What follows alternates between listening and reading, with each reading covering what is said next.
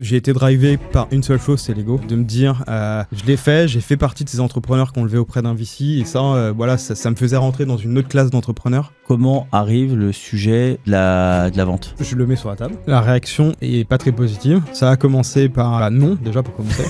Voilà. Et la seconde réaction, ça a été de toute façon, t'as aucune chance de vendre la boîte à cause de la valo, et si tu vends, tu gagneras pas d'argent. Tout le monde était tellement convaincu qu'on n'allait pas réussir. Moi, je suis un compétiteur, je suis un ancien sportif de haut niveau, donc j'étais convaincu que je pouvais, j'allais réussir. Je me suis enfermé pendant 3-4 jours et j'ai préparé une data room. Et ensuite, je me fais une shortlist de 20 personnes, et là, je fais un message. Et en vrai, je pense quasi tout le monde me répond. En un mois, j'ai une LOI. Au moment de la signature, j'ai démissionné. Je devais du coup signer un mandat de DG et je l'ai pas encore signé à ce moment-là en fait. Ça se fait pas en même temps. Ça devait se faire en même temps, mais dans le parapheur ne se trouve pas le document. Donc l'espace de quelques jours, je suis plus rien en fait. Ce que je peux dire, c'est qu'au moment même de l'appel, je suis derrière mon ordi et là je vois que mon Gmail est déconnecté, etc. L'acquéreur en gros me dit que je vais recevoir une lettre sur mon mail personnel. Le call s'arrête là. On m'explique en gros que le contrat de prestation de service va pas avoir lieu, que du coup en gros ça s'arrête là pour moi quoi. Ce qui a été le plus dur pour moi, c'est de pas pouvoir dire au revoir à mes collaborateurs, parce qu'on m'a expliqué qu'il fallait que je prenne contact avec personne, sous menace que X ou autre. Du coup je me retrouve vraiment tout seul chez moi.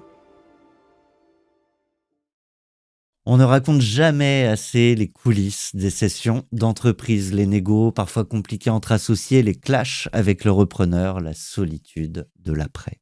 Ça, c'était avant Cash Out et c'est plus de 120 récits d'entrepreneurs passés par l'exit. Ça, c'était avant From Zero to Exit, le livre pour comprendre comment construire une entreprise qui se vend vraiment. Avant d'être auteur, il est d'abord entrepreneur. Aujourd'hui, on plonge dans la session de Sohan à plus que pro pour 6 à 10 millions d'euros. Nicolas Lemétayer, bienvenue dans Cash Out. Bonjour, merci de m'accueillir. Je suis ravi de t'avoir avec nous. Je suis ravi de retrouver mon fidèle compère Sacha Deliner au micro, fondateur et dirigeant de Neumann. Welcome, Sacha. Merci Thomas. Salut Thomas. Salut Nicolas. Bienvenue. Merci. On lance officiellement ton Cash Out avec Ed Sheeran. T'as dit que c'était pas simple de choisir les musiques ? Non, j'ai vraiment... je trouve que l'idée est cool d'associer un moment de l'entreprise à une musique. J'ai vraiment eu du mal. J'écoute pas trop de musique en fait de base. Donc Strawberries and something more. Ooh yeah, I want it all. Lipstick on my guitar. Fill up the engine, we can drive real far. Go dancing underneath the stars. Ooh yeah, I want it all. Got me feeling like I wanna be that guy. I wanna kiss your eyes. I wanna drink that. Alors on va parler évidemment de la session de Sohan. On va parler de ta nouvelle boîte, l'Écart, et puis on va profiter de cette introduction où tu as choisi une musique pour nous parler de toi. Moi, j'ai envie qu'on parle de ton nouveau livre, From Zero to Exit, ou comment faire partie des 1%, c'est ça ? trop sympa déjà d'en parler. Et c'est mon premier livre du coup, mais peut-être dans l'avenir, un deuxième, on verra. Je me suis amusé à le faire en tout cas. On attend la vente de l'Écart pour From Zero to Exit 2. Exactement, j'ai déjà une petite idée d'ailleurs d'un deuxième livre. Donc si on arrive à faire ce qu'on a envie de faire chez l'Écart, probablement que je ferai un autre livre. Même sujet ? Ça sera plutôt sur le sujet de la consolidation, donc racheter des entreprises, tout le côté affect que ça implique de négocier avec des entrepreneurs aussi. Ouais, d'être de l'autre côté. D'être de l'autre côté, exactement. Et du coup, on parlera un peu de ce qu'on fait chez l'Écart et ça me passionne vachement. Et je pense que ça pourra clairement faire l'objet en tout cas de quelque chose à documenter, quoi. Ah oui. On manquait de littérature, c'était le point de départ ou c'était vraiment l'envie de raconter ton histoire ? Écoute, c'est passé par pas mal de choses. Déjà, après Sohan, ça faisait 15 ans que j'entreprenais. J'étais quand même assez fatigué, donc j'étais vraiment cramé. Et je cherchais un petit peu quoi faire. Donc déjà, on parlera aussi de la fin de Sohan, mais la fin de Sohan a été compliquée. Donc je me suis donné un moment qui a duré environ un mois où je suis parti faire du vélo au Portugal et en revenant je sentais quand même l'envie de give back, de faire des choses, donc j'ai donné des cours à Panthéon, j'ai fait du mentorat, j'ai testé pas mal de trucs Et les cours ou par exemple le mentorat, ça me frustrait beaucoup. Alors les cours parce que parfois l'école annulait les cours au dernier moment, enfin l'organisation, la logistique et sachant que ça c'est un truc que j'aime pas trop, ça m'a un peu énervé. Et le mentorat, j'étais un peu frustré aussi. Donc j'avais quand même envie de faire quelque chose. Puis un jour je me suis dit pourquoi pas un livre, sachant que je suis pas du tout littéraire. Ça se voit. Puis- Non, c'est une blague. La blague gratuite dès Non, le non, début, mais quoi. on est d'humeur taquine ouais. ce matin Non, ça va avec fuser. Sacha qui, Ça va fuser. qui a 5 minutes Ok, de tournage me dit c'est bien demain. Ok, je me prépare du coup alors. Tu es le droit de Ok, de d'accord. renvoyer Non, en mais parce que retour. jusqu'ici j'étais poli, j'étais Ouais, ouais, tranquille, c'est je vrai. me suis dit. Trop poli. Non, pardon, je t'ai coupé. Mais non, mais du coup, voilà, je me suis dit, allez, pourquoi pas, je me lance à écrire quelque chose. Et le processus a duré quand même 1 an, en fait. Au final, je m'étais donné 3 mois pour écrire ce livre. Et au bout de 3 mois, j'étais même pas à la première version d'un manuscrit que je trouvais correct. Donc, processus très long, mais je suis content de l'avoir fait. C'est un beau en fait. parallèle avec la réussite d'une entreprise. Bon, des fois, on pense que ça Ouais. se fait en un claquement de doigts, ça prend souvent Toujours plus de temps que 2 à prévu. 3 fois plus de temps que prévu. C'est toujours plus dur que prévu aussi. Et, Mais on y retourne quand même. Bah parce qu'on est trop optimistes, les entrepreneurs, Ouais. je pense. On est toujours ultra enthousiastes, très optimistes, malgré tout, malgré finalement le fait de savoir. On se dit non, mais cette fois-ci, ça sera différent Mais parce si, que. ça passe. Mais je te dis que ça passe. C'est ça, exactement. Donc, non, je suis content de l'avoir fait. Et là, du coup, j'ai sorti le livre il y a 2 mois, 2 mois et demi. J'ai fait 350 ventes, mais je l'ai fait en autopublication. Ouais. Et je suis super content parce que j'utilise que LinkedIn. Et j'ai plein de feedbacks super positifs. Donc, Une préface de voilà. Stéphane Bourbier, Exactement. d'Astérion. Exactement, avec qui on a une passion commune autour du vélo. Le vélo. Ouais, c'est ça. Tiens, il y a un glossaire. Et Ouais. on va tester tes connaissances et on va tester peut-être des mots qu'on n'a jamais entendus dans le format, parce qu'on ne prend pas toujours le temps. Bridge round. Ça, c'est le tour de table intermédiaire quand on n'a plus de sous et qu'on veut essayer de préparer l'entreprise à faire un tour de table un peu plus conséquent. L'equity story.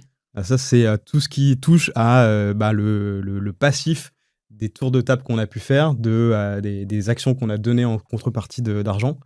Et donc, ça, c'est super intéressant parce que, d'ailleurs, on en parle assez peu, Très peu. mais c'est très... c'est un élément, en fait, constitutif de ce qu'on peut toucher vraiment à la fin d'une boîte. Donc, en fait, la stratégie d'Equity Story, il faut quand même vraiment... avec le retour maintenant, je me dis, il faut vraiment la construire très en amont, avoir une vision très claire de ce qu'on a envie. Parce que si on lève beaucoup d'argent, peut-être c'est très bien, mais on n'est pas sûr de gagner beaucoup d'argent non plus à la fin, quoi. C'est quoi une mauvaise equity story? Pour en fait, l'entrepreneur il y en et a- pour l'extérieur. Pour moi, il n'y en a pas, parce que, en fait, dans tous les cas, on apprend en tant qu'entrepreneur.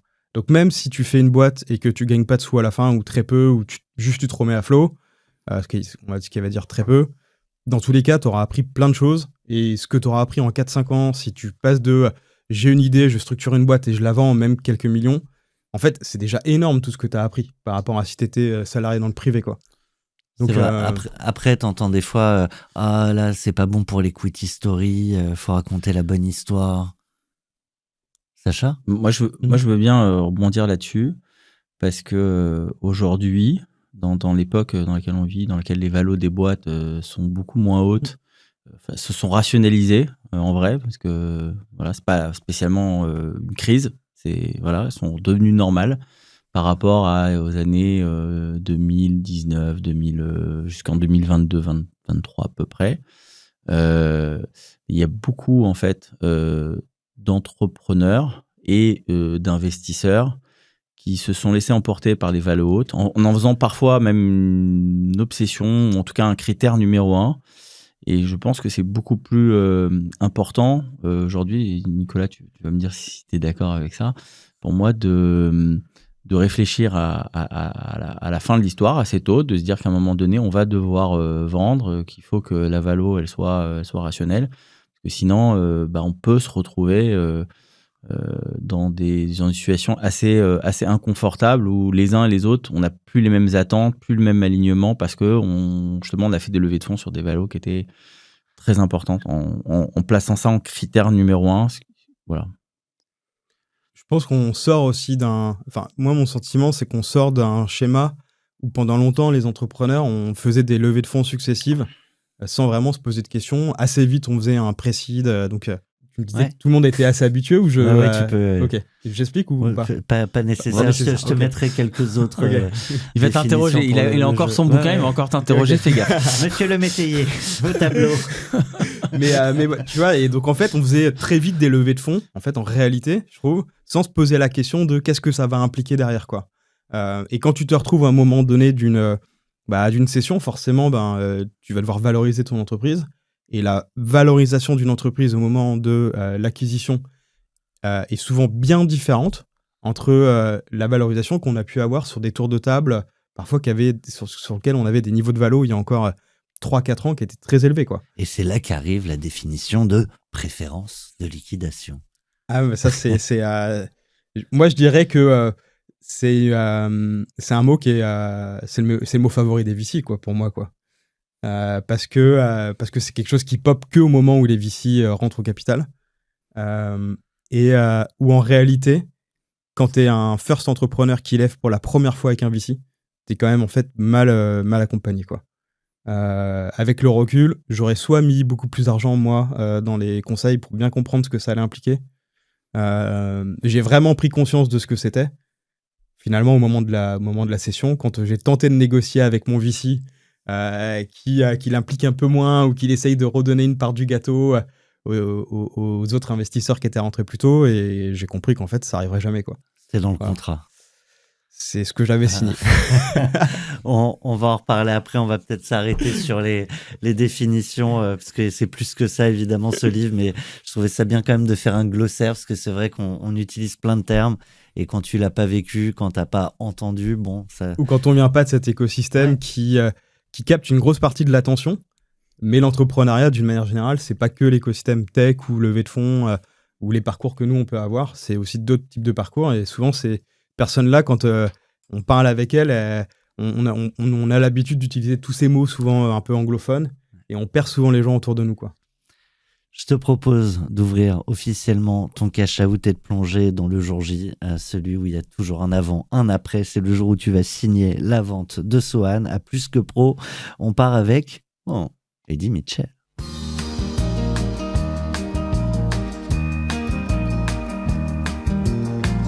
La lumière revient déjà et le film est terminé. Je réveille mon voisin, il dort comme un nouveau-né.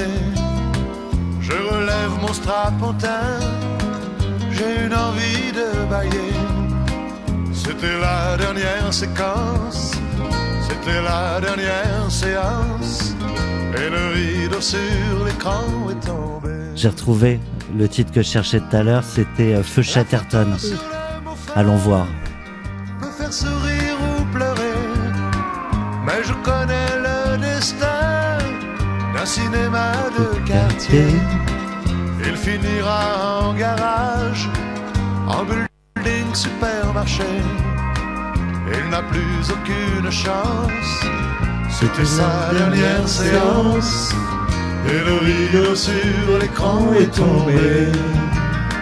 Allez, un petit bye bye. Bye bye, les héros que j'aimais. On n'entend pas Sacha, hein, par contre, Non, je chante pas, j'écoute. Bye bye. Bye bye, rendez-vous à jamais, mes chocolats glacés. J'étais en train de commencer le bouquin, hein, désolé. On ne perd pas de temps.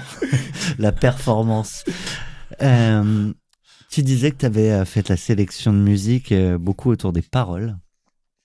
J'ai essayé, en fait, en fonction de du format que tu proposais, soit d'avoir soit une émotion dans la mélodie ou parfois dans les paroles. Là, pour le coup, c'est un peu un mix des deux. Ouais. Parce que c'était la fin, en fait. C'est la fin. C'est la fin, simplement. Donc je trouvais que ça résumait bien, en fait, cette session qui a été dure, parce que ce Sohan, ça a duré 6 ans. Donc ça a été finalement assez rapide entre le moment où on fait l'idée qu'on structure une boîte, on a recruté 130 personnes et qu'on arrête. Je trouve qu'en 6 ans, c'est assez rapide. Ouais. J'ai été très fatigué parce que j'ai pris 5 semaines de vacances en 6 ans. Donc voilà, j'avais hâte que ça s'arrête. Il y a aussi un peu de nostalgie dans cette musique, tu vois, avec les vieux cinémas, on repense aux premiers films qu'on a vus, etc. Tu te refais tout le film, si on se replonge le jour J, tu te réveilles, où ça et avec quelle émotion? Franchement, c'était du soulagement pour moi. J'étais plus soulagé qu'autre chose. Parce que j'étais, encore une fois, au moment où on a décidé de vendre la boîte, c'était une phase environ, je dirais, 1 an et demi, 2 ans après notre levée de série A, donc une bonne levée de fonds. On s'était bien développé. Là, on était vraiment structuré, que ce soit sur le produit, les équipes, etc. Mais on n'était pas encore rentable. À ce moment-là, on avait 2 scénarios possibles. Soit on relevait un petit peu d'argent. Je pense qu'on était à 8-9 mois de l'équilibre, quelque chose comme ça, pour aller chercher le point d'équilibre. Soit du coup, on essayait de vendre, parce qu'à ce moment-là, sur le marché des éditeurs de logiciels, il y avait de la facturation, il y avait une consolidation qui s'opérait. Regat avec Quanto, etc. Donc il y avait quand même un play qui se faisait. Et nous, on avait quand même levé moins d'argent que la plupart des autres, comme par exemple Penny Lane, même Libéo ou autre. Et donc, on était quand même un asset achetable parce qu'on était quand même beaucoup moins cher, quoi. Donc, à un moment donné, ça a vraiment fait partie aussi de la réflexion au moment de revendre. Et ce qui a fait qu'on a décidé de vendre, c'est quand j'ai compris que si je bridgeais de l'argent, je repartais sur un tour, notamment sur mes liquides pref. Et que j'ai compris que le marché, à la fin, et que j'ai compris que le marché s'était vraiment inversé entre les valos qu'on nous proposait et les valos de ma série A. C'était quand même 4 à 5 fois moins. Ok. Donc, ouais, parce qu'on valorisait le SaaS, c'était lunaire. Hein. On parle d'il y a 3 ans et demi, 4 ans même. C'était à 20x. Hein. À ce moment-là, tu aurais pu rajouter IA dans ton deck. c'est ça. C'est blockchain, etc. Voilà, Ouais, ça illustre exactement ce qu'on se disait tout à l'heure. Ouais. Et je trouve que c'est des super bonnes réflexions à un moment donné, de se dire, si je relève encore, je vais repousser encore potentiellement l'objectif à une valo encore plus haute pour m'en sortir, quoi. T'es obligé, il faut faire les maths à un moment donné, quoi. Valo plus haute, repartir sur encore de l'implication en tant que CEO. Puis à un moment donné, tu poses tes économiques, tu te dis, mais ça fait 6 ans. Moi, les 2 premières années, je me suis pas payé. Je commençais seulement à avoir un salaire correct à partir de la 4e année. Tu te dis, bon, je ne me retrouve pas dans cette histoire. Et si finalement, en plus, à la fin, je ne gagne pas d'argent, j'aurais travaillé pour que dalle, en fait, pendant 6-7 ans, quoi. Donc, je me suis dit... Il y a de la valeur pour d'autres, quoi. Ouais, clairement. Et vraiment, moi, ça a été un arbitrage. Je me suis dit, à ce moment-là, j'allais sur 38 ans, je me suis dit, bon, en fait, c'est pas avec cette boîte que je vais gagner beaucoup d'argent, parce que, voilà, c'est liquide pref, les valos, enfin, le marché s'était quand même un peu inversé. Et je me suis dit, par contre, j'ai du staff, j'ai un bon produit, je préfère sortir la tête par le haut plutôt que de me retrouver dans une situation qui aurait pu être pire. Voilà. Je reviens sur ces moments, notamment la série A, où tu as des valos quand même assez importantes. Est-ce que dans un coin de ta tête, tu te dis profondément, ma boîte vaut ça, et si je la vends, globalement, je peux espérer ça? Ou c'est simplement, tu es dans la course, et puis tu grandis, et puis c'est le seul objectif, en fait? Alors, c'est très personnel, moi, la façon dont j'ai fait cette série A. Que je regrette parfois je dis parfois parce que ça sert à rien de trop s'attarder, mais j'ai été drivé par une seule chose, c'est l'ego, de me dire je l'ai fait, j'ai fait partie de ces entrepreneurs qui ont levé auprès d'un VC, et ça, ça me faisait rentrer dans une autre classe d'entrepreneurs, et voilà, j'avais une forme d'ego, quoi. J'adore ce début de discussion. Ça se voit que quand tu étais au Portugal et que tu faisais du vélo, tu as vachement réfléchi. Et je trouve ça vachement... j'ai hâte de continuer la discussion, c'est vachement intéressant. Non, vraiment. L'ego, à quel moment tu as compris que ça pouvait être contre tes intérêts? Ah, je l'ai pas compris. Je l'ai pas compris. Hein. Je l'ai compris après. Je l'ai compris après. Je l'ai compris clairement après. C'est au moment où tu fais ton deal de Serie A. À ce moment-là, j'avais l'impression de faire un super deal. J'avais pas beaucoup lâché d'equity. Je me suis dit, la boîte, elle vaut ça. J'ai tant d'argent sur le compte, plusieurs millions. tu te dis waouh, je rentre dans une autre. Ouais, c'est autre chose, quoi. Et puis quand il y a eu à un moment donné ce moment où on était quand même, on avait cramé quand même de l'argent, on avait atteint les objectifs, la croissance, tout était là, mais le marché était quand même plus complexe. Quand il a fallu rediscuter d'un éventuel bridge, justement, pour se dire qu'est-ce qu'on fait, en fait, c'est quoi le scénario de Swan. Vraiment, à ce moment-là, j'ai compris que je me suis dit, je vois pas dans quel scénario je vais pouvoir gagner de l'argent avec ce niveau de valo, donc c'est-à-dire le montant minimum auquel il aurait fallu que je vende la boîte pour gagner de l'argent. C'était quoi pour se projeter, tu te rappelles? Ah, mais il aurait fallu que je vende la boîte genre 4 fois plus. Donc personne n'aurait acheté 4 fois plus. Ouais. Déjà, là, c'était inespéré. Ouais. Tu peux le dire comme ça. Enfin, c'était inespéré. Après, on a bien travaillé. Et puis, on avait un super produit. Il y avait une team. Je dénigre pas du tout ce qui a été fait, mais à ce moment-là, c'était difficile pour moi, de faire mieux. Alors, à ce moment-là, on avait quand même pas mal de marques d'intérêt, quand même. Je pense qu'on était... c'était le bon moment pour nous parce que le processus de vente, entre le moment où j'ai pris la décision en board et le moment où on a signé, c'est passé que 4 mois. Donc ça a été super rapide, sachant qu'en 1 mois, j'ai eu une LOI. Donc ça allait super vite. Je pense parce que j'étais pragmatique sur vraiment ce que ça valait et j'étais prêt à le faire. Et j'étais surtout prêt à accepter pour l'intérêt de l'entreprise et de la continuité de l'entreprise, ce que ça allait impliquer d'un point de vue financier. Je pense qu'au moment où je suis parti à me dire « Ok, on va vendre la boîte », j'avais fait mon deuil. Et pour moi, ce qui comptait, c'était que la suite continue, que ce soit pour les salariés, même pour mes associés, parce que moi, je suis parti, on en parlera peut-être un peu plus tard, 5 jours après. Oui, là, on a fait une grande parenthèse, parce qu'on est censé être le jour. C'est ce que j'étais en train de me dire. La signature. Je dis, ça part dans tous les sens. Ça part en vrille, tu vois, c'est n'importe quoi. Revenons sur ce jour où tu pars signer. Ça se passe où? Il y a qui autour de là? Est-ce que là, il y a encore... On signe en signature électronique, donc tout se fait chez moi. J'étais tout seul. Voilà. C'est sûr que c'est moins sympa que de raconter. On se retrouve autour d'une grande table, on sort le champagne. T'étais dans quel mindset? Est-ce qu'il y avait encore un peu de suspense? Est-ce qu'il y avait un peu de stress, de pression, Il y a toujours le suspense parce que tu sais que à n'importe quel moment ça peut capoter. Même le jour d'une signature, ça peut capoter. Donc je me suis dit, mon téléphone il peut sonner au moment où je suis censé signer dans la journée. Il y a un truc qui pop de nulle part, je sais pas quoi. Donc oui, clairement, il y avait quand même ce suspense. Mais bon, non, j'ai signé mes documents de façon électronique et voilà, j'étais vraiment soulagé. Mais t'es pas seul parce que t'as évoqué des associés. Ouais, chacun était je pense chacun chez soi, quoi. Ouais. Tu regrettes? Non, je regrette pas. Je regrette pas parce que encore une fois, moi j'avais vraiment envie que ça s'arrête pour moi. Donc je voulais vraiment transmettre Swan et que pour moi vraiment ce qui était important c'est la continuité de la boîte. Oui, c'était pas quelque chose etc. que tu célèbres en soi parce que non, il y avait rien à célébrer.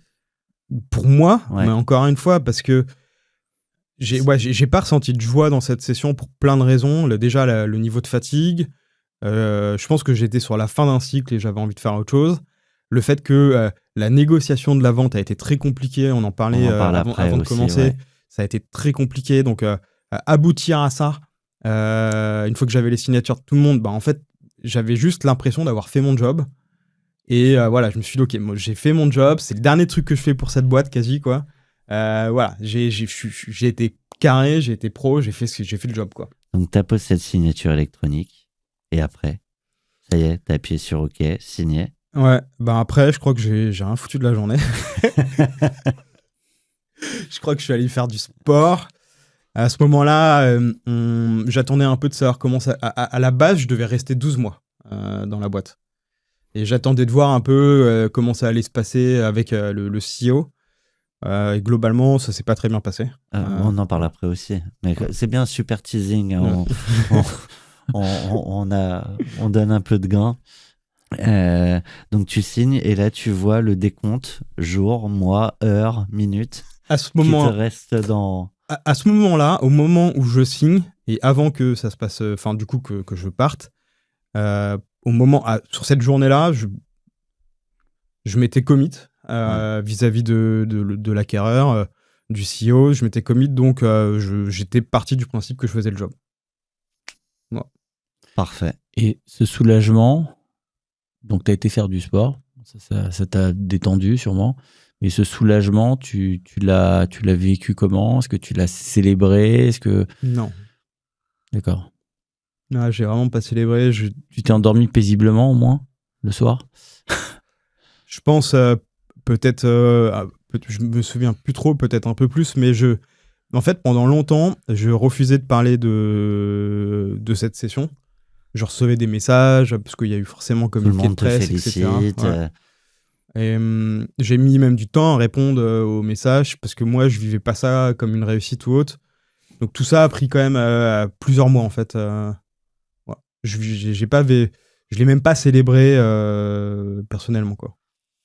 Tu parlais de sport. Je sais que beaucoup des auditeurs, alors les téléspectateurs c'est plus difficile, mais les auditeurs courent pendant les cash-out. Et donc je propose d'accélérer le BPM avec une musique qu'on aime bien à cash-out. Lose Yourself, Eminem, pour revenir sur les débuts de Swan.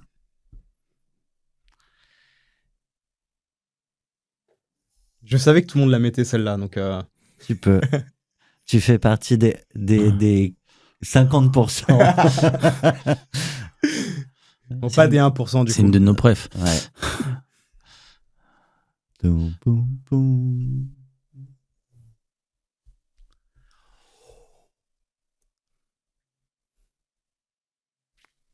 Trois, 2, 1. Je sais que tu vas chanter, parce que je t'ai entendu chanter dans certains podcasts. C'est vrai, ça m'arrive. Yo, Celle-là, elle est dure à chanter quand même. insupportable. Je tenterai pas, moi.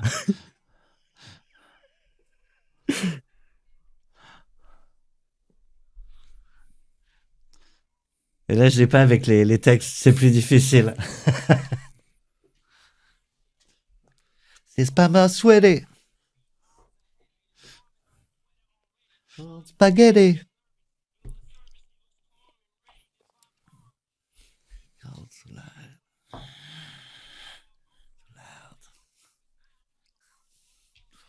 Et là, on fout le bordel dans le studio, là. Ça met de l'énergie, en fait, Grave. cette musique. Ouais.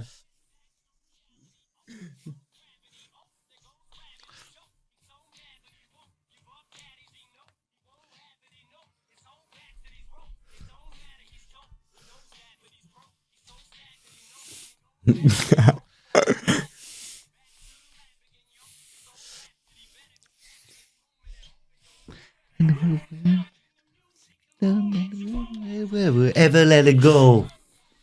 Shot. Paint the blood. Then the lifetime. Ever let it go. One opportunity time. Once in a lifetime. Alors ça, tu le sais pas encore que c'est once in a lifetime, en tout cas pour Sohan. Mais tu pars avec une énergie de ce type-là, prêt à renverser la table. Je pense que c'est tous les entrepreneurs, on est tous comme ça. On est tous ultra enthousiastes, ultra motivés. Donc, à chaque fois que tu as une nouvelle idée, ouais, c'est trop chouette, quoi. Et tu pars avec une idée. Bah, Je veux bien que tu nous remettes très rapidement parce qu'on va pas faire. On pourrait faire un épisode juste sur l'aventure entrepreneuriale. Là, on parle de l'exit, mais c'est intéressant de comprendre pourquoi tu y vas et dans quel environnement tu y vas. Tu as évoqué tout à l'heure quelques concurrents. Au moment où tu lances Swan, est-ce qu'ils sont déjà tous là? Je sais qu'il y a, sur ce sujet-là, il y avait pas mal d'acteurs assez anciens qu'on voyait déjà depuis 2010, 2012, etc., qui s'étaient lancés.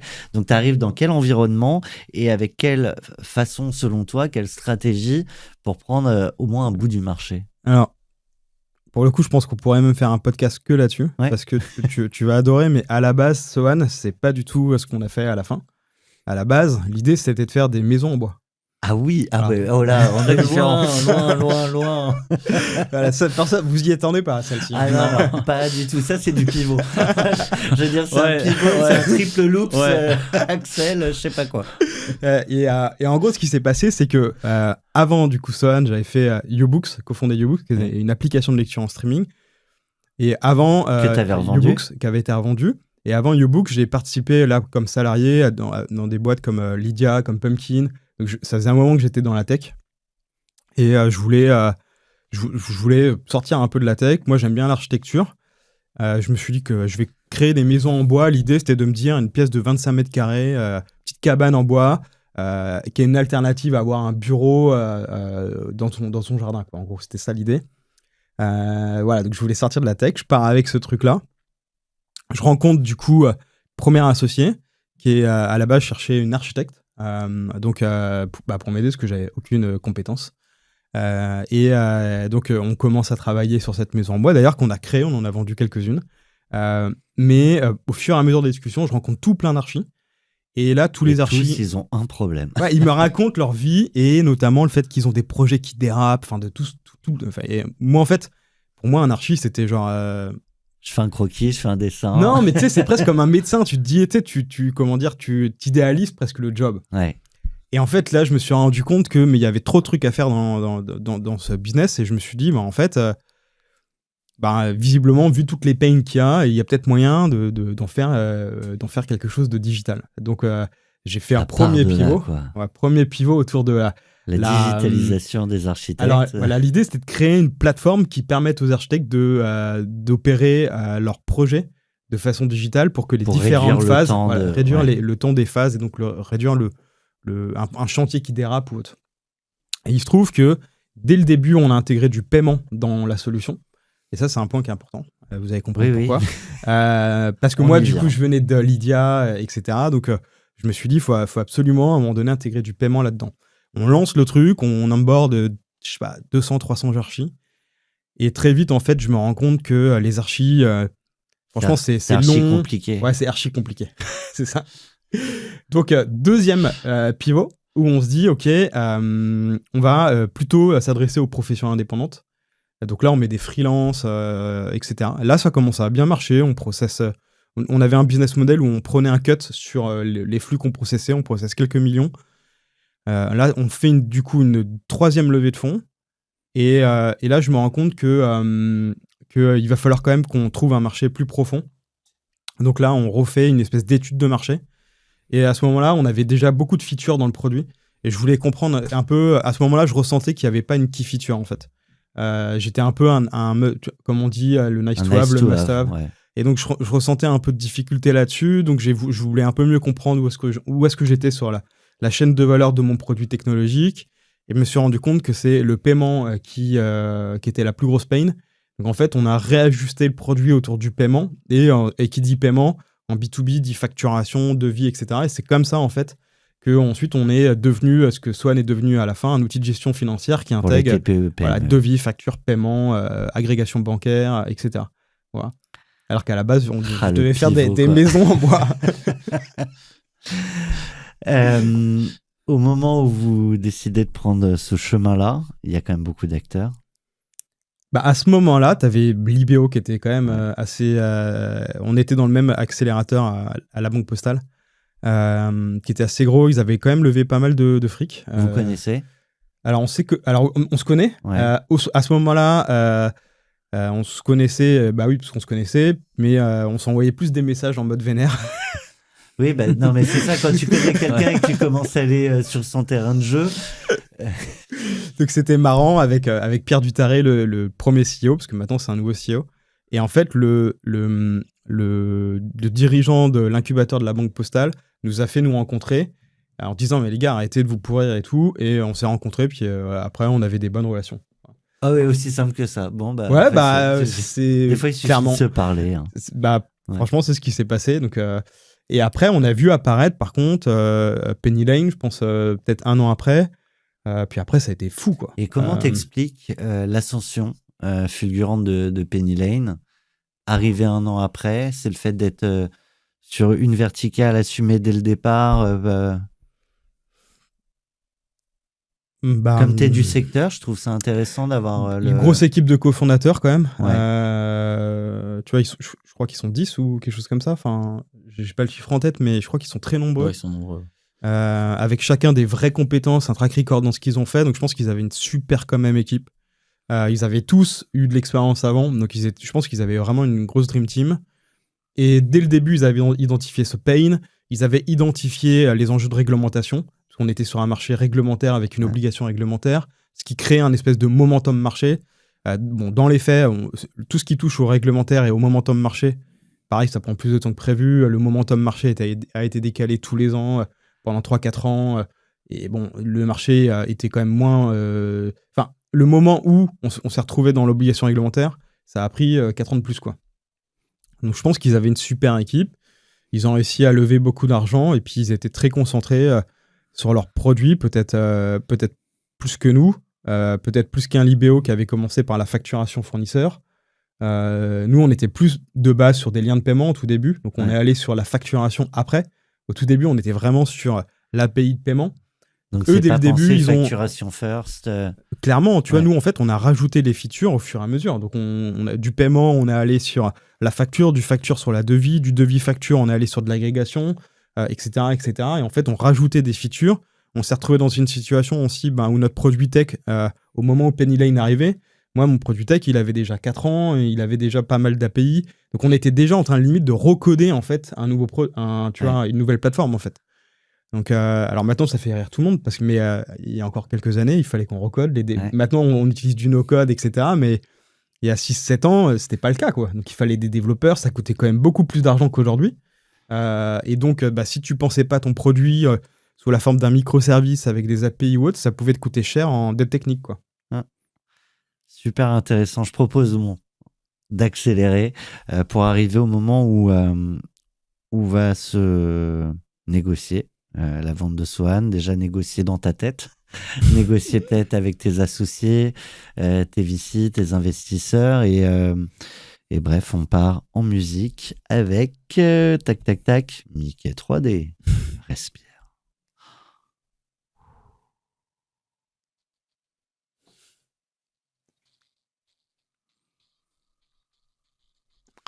Là, on arrive dans le dur, là.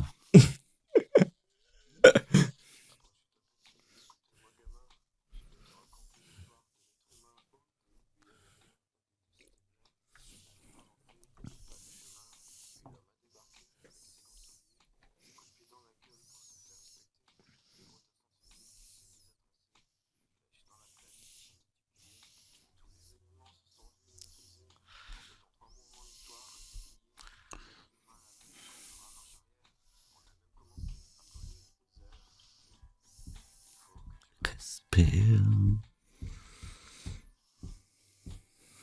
Merde. Pardon.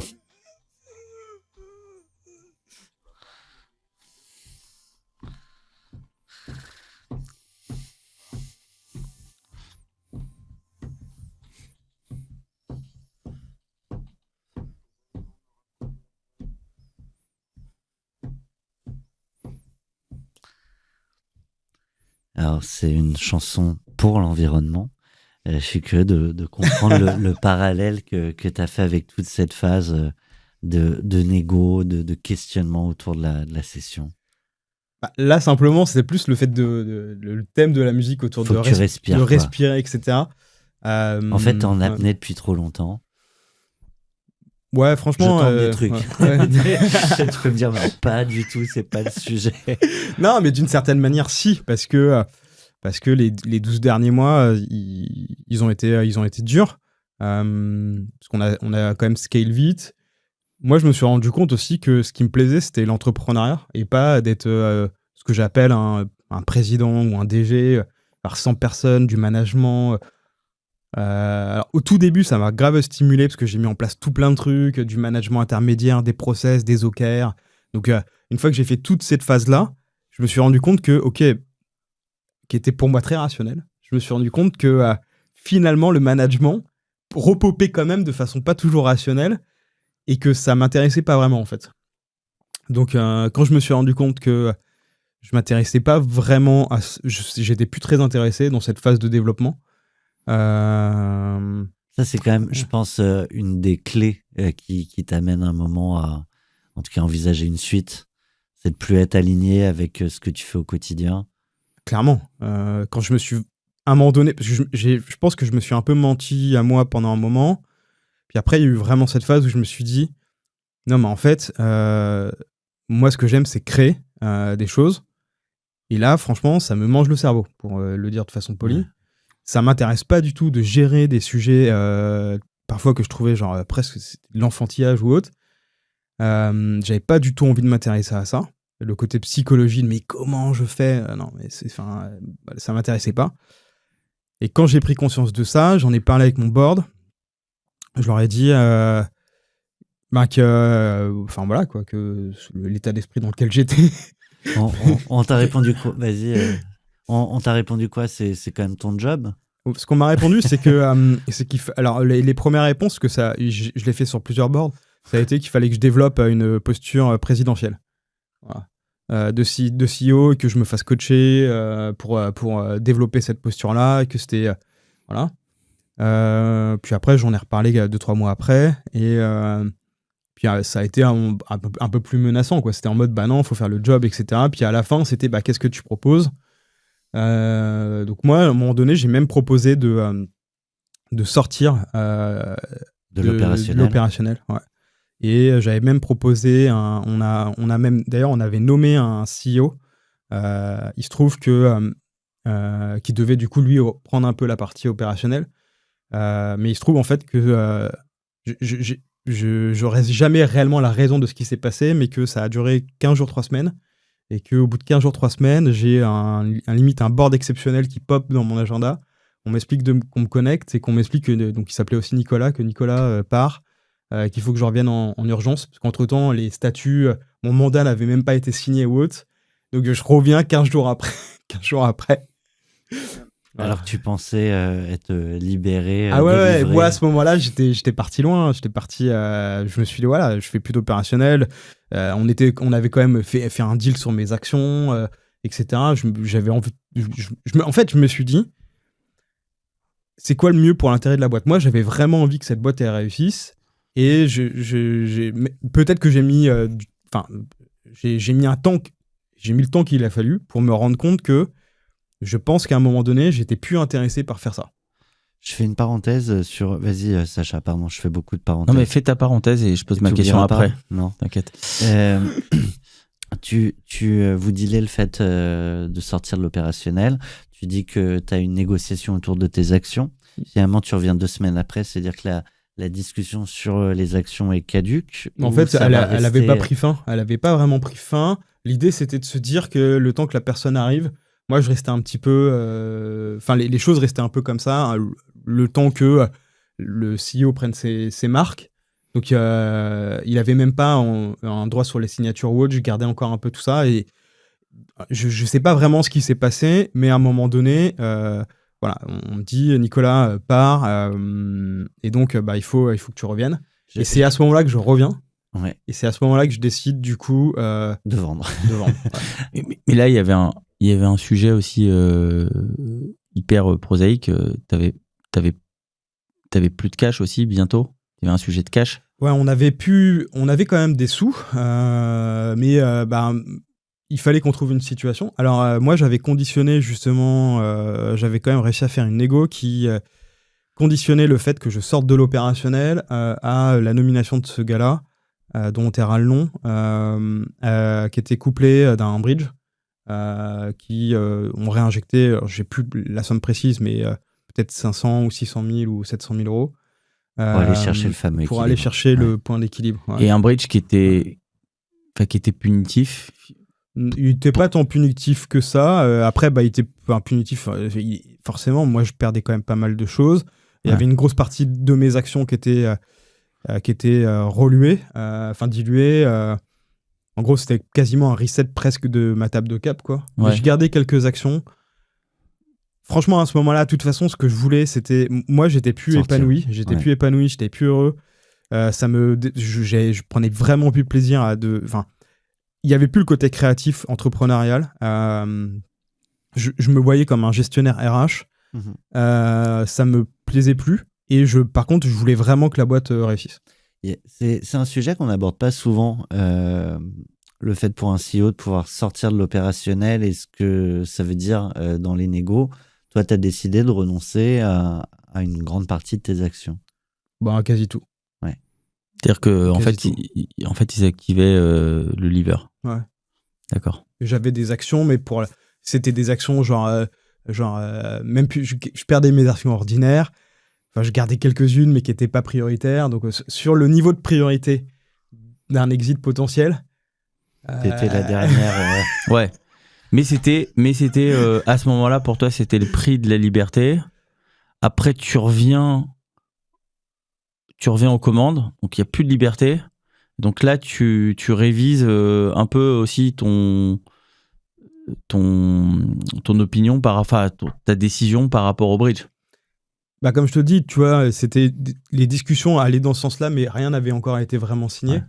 Donc au moment où je reviens, donc déjà, pour répondre à ta question, oui, j'accepte le deal parce que pour moi, ce qui était plus important, c'était, je le redis souvent, mais c'était vraiment que la boîte continue. Parce que je croyais beaucoup dans ce qu'on faisait, dans mes people, dans mes associés aussi. Je voulais pas que ma décision Impacte tout le monde. impacte le reste. Donc je voulais quand même faire preuve. Alors ça me fait marrer quand je me souviens de ce VC qui me disait souvent qu'il fallait que je développe ma posture de président. Je pense que cette décision était quand même vraiment une vraie décision dans l'intérêt de l'entreprise. Clairement.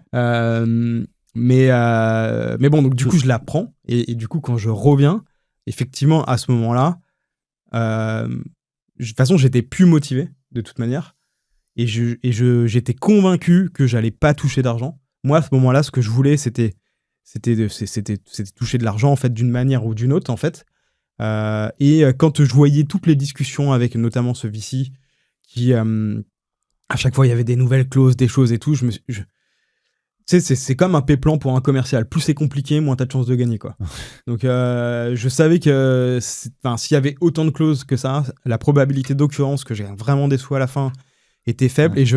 Et en gros, je leur ai dit, moi, soit je reviens et je prends 150 000 euros parce que je vais par an, quoi. Parce que quitte à jamais gagner d'argent à la fin, Autant partir bosser ailleurs. Autant que je me gave et que je sois avoir un salaire. un vrai salaire, quoi. Mais si c'est pour avoir, moi à l'époque, j'avais 80 000 euros, bon ben, du coup, ça me convenait plus, en fait, quoi. Donc là, tu stoppes les discussions bridge, tu reviens aux commandes de la boîte.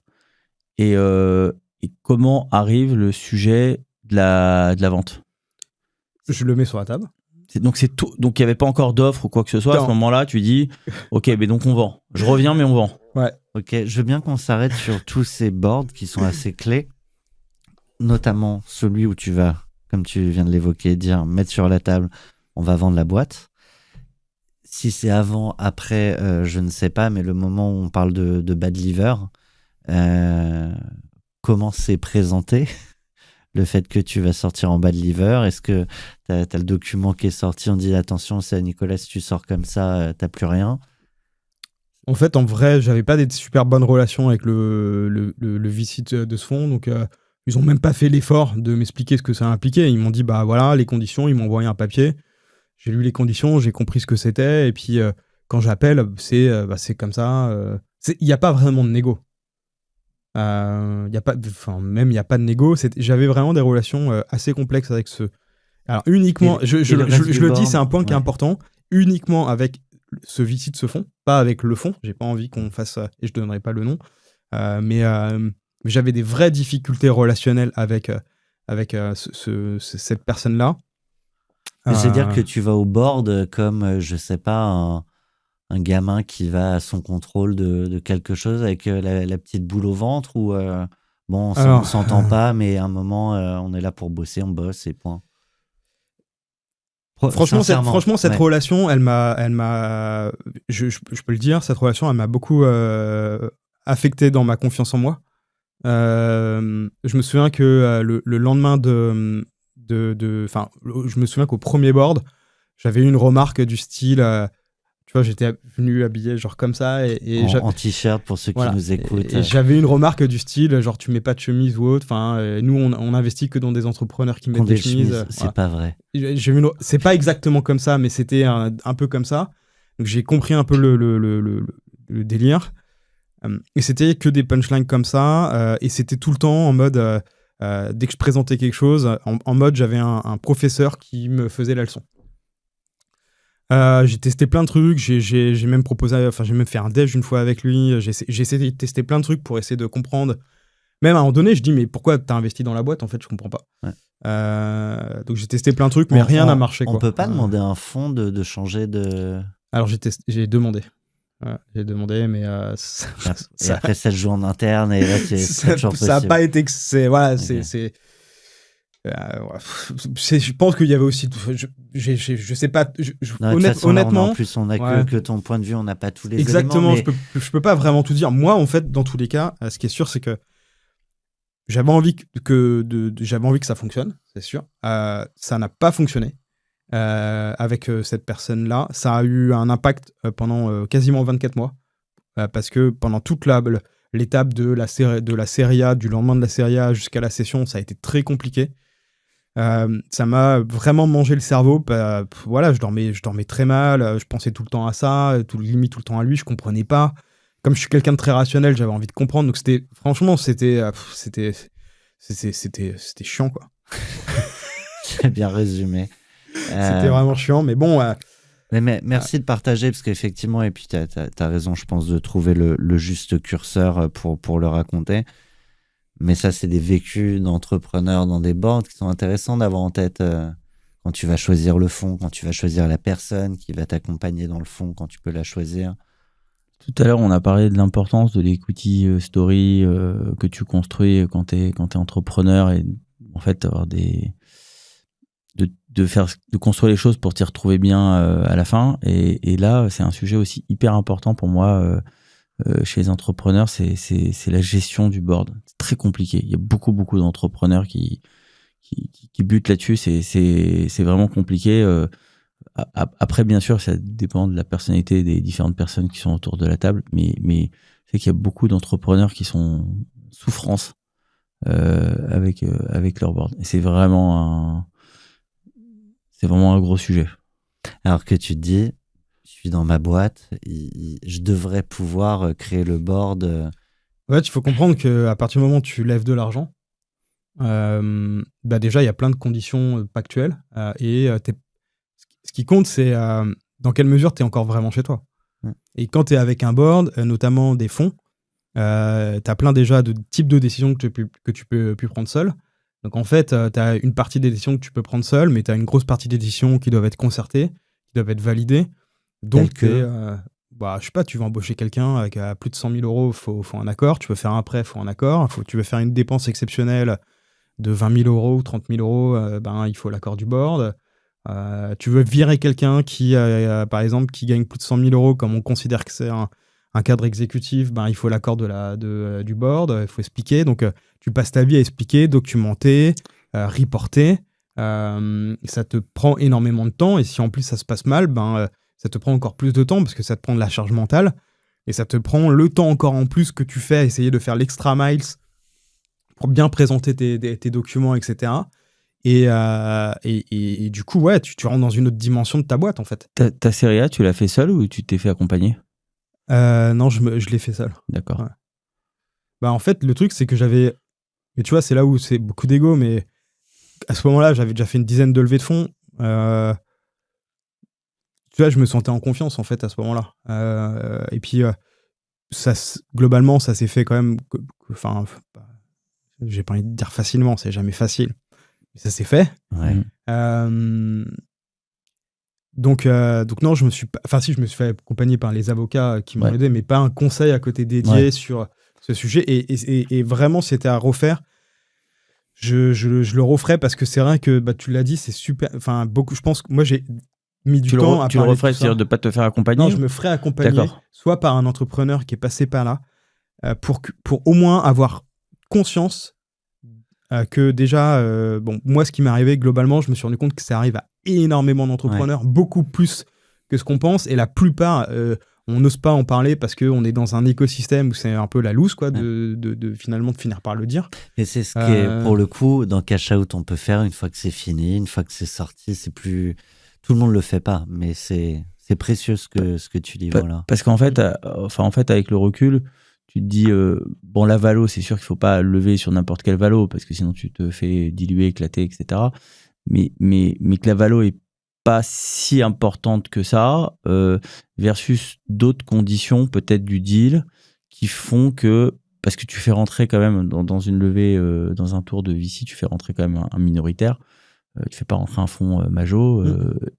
Normalement, tu dois pouvoir rester complètement chez toi et te sentir chez toi. Alors certes, t'as quelques protections d'actionnaires, des vétos pour pas que tu puisses faire n'importe quoi.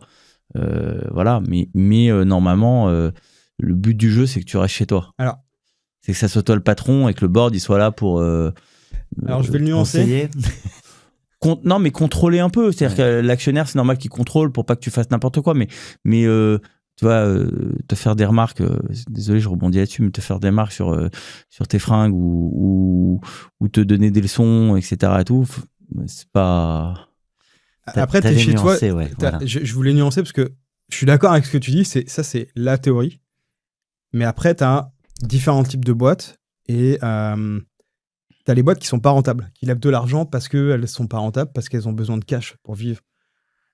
Et du coup, ça te met dans ça met un biais dans tous les cas. Ça veut dire que il faut que ça se passe bien avec tes investisseurs parce que t'as besoin d'eux. Pour qu'ils remettent au prochain tour. Pour qu'ils remettent au prochain tour.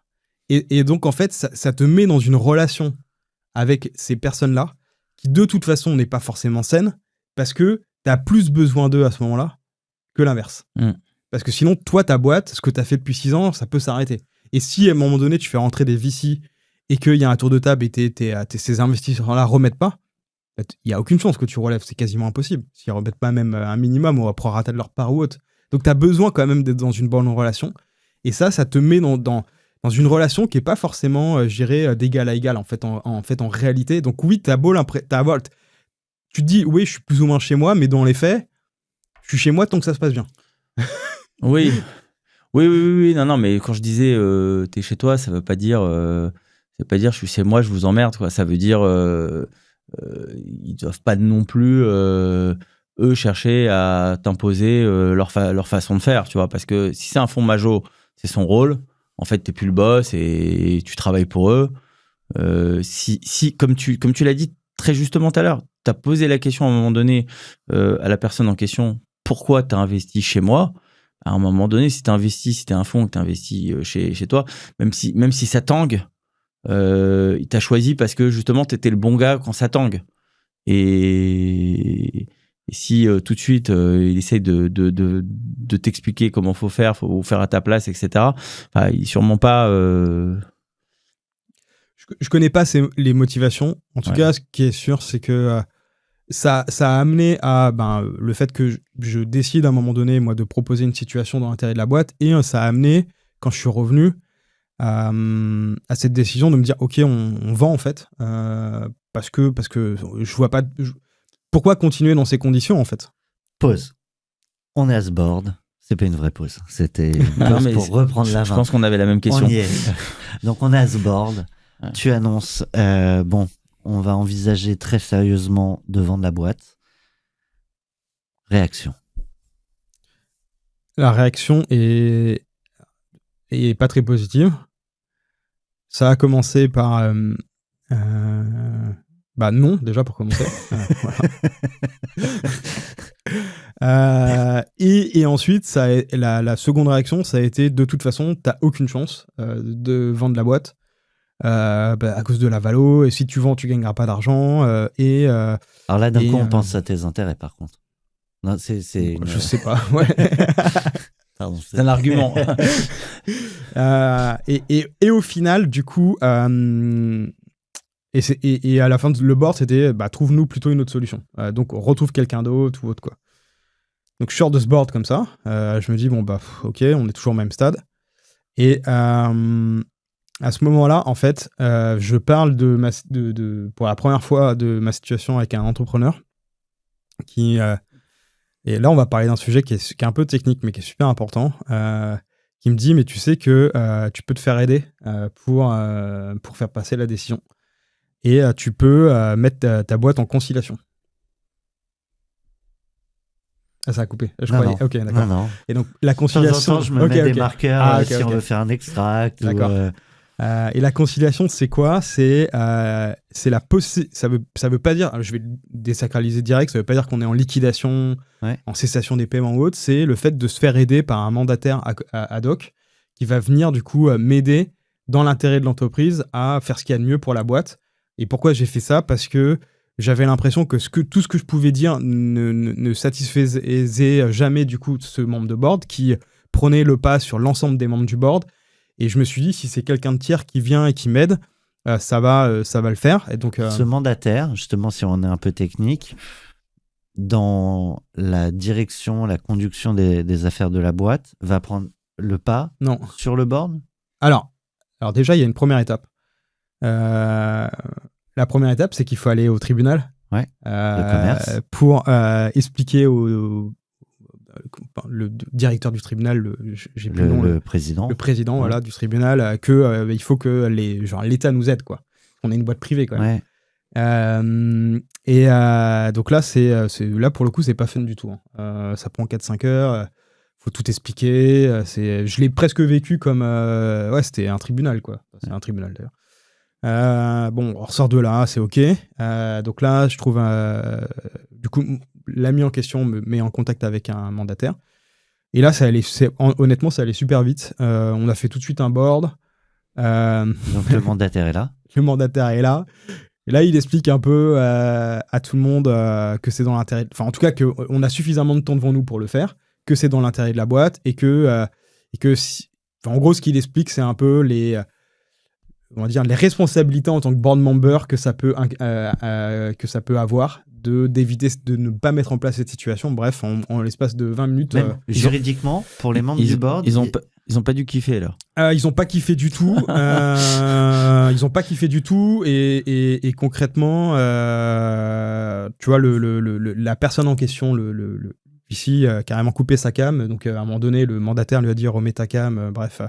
Bon, c'était ultra tendu, quoi. Oh. Mais bon, ça a duré 20 minutes et j'avais l'accord du board pour procéder. Parce que pour vendre une boîte, il faut l'accord du board. Ouais. Hein. Donc, du coup, j'avais l'accord de mon board pour lancer le processus de Et rachat. juste, Est-ce on que- est taquin hein, aujourd'hui. Ouais, excuse-moi. Non, mais juste pour rentrer un tout petit peu dans le détail de la conciliation, est-ce que tu avais des dettes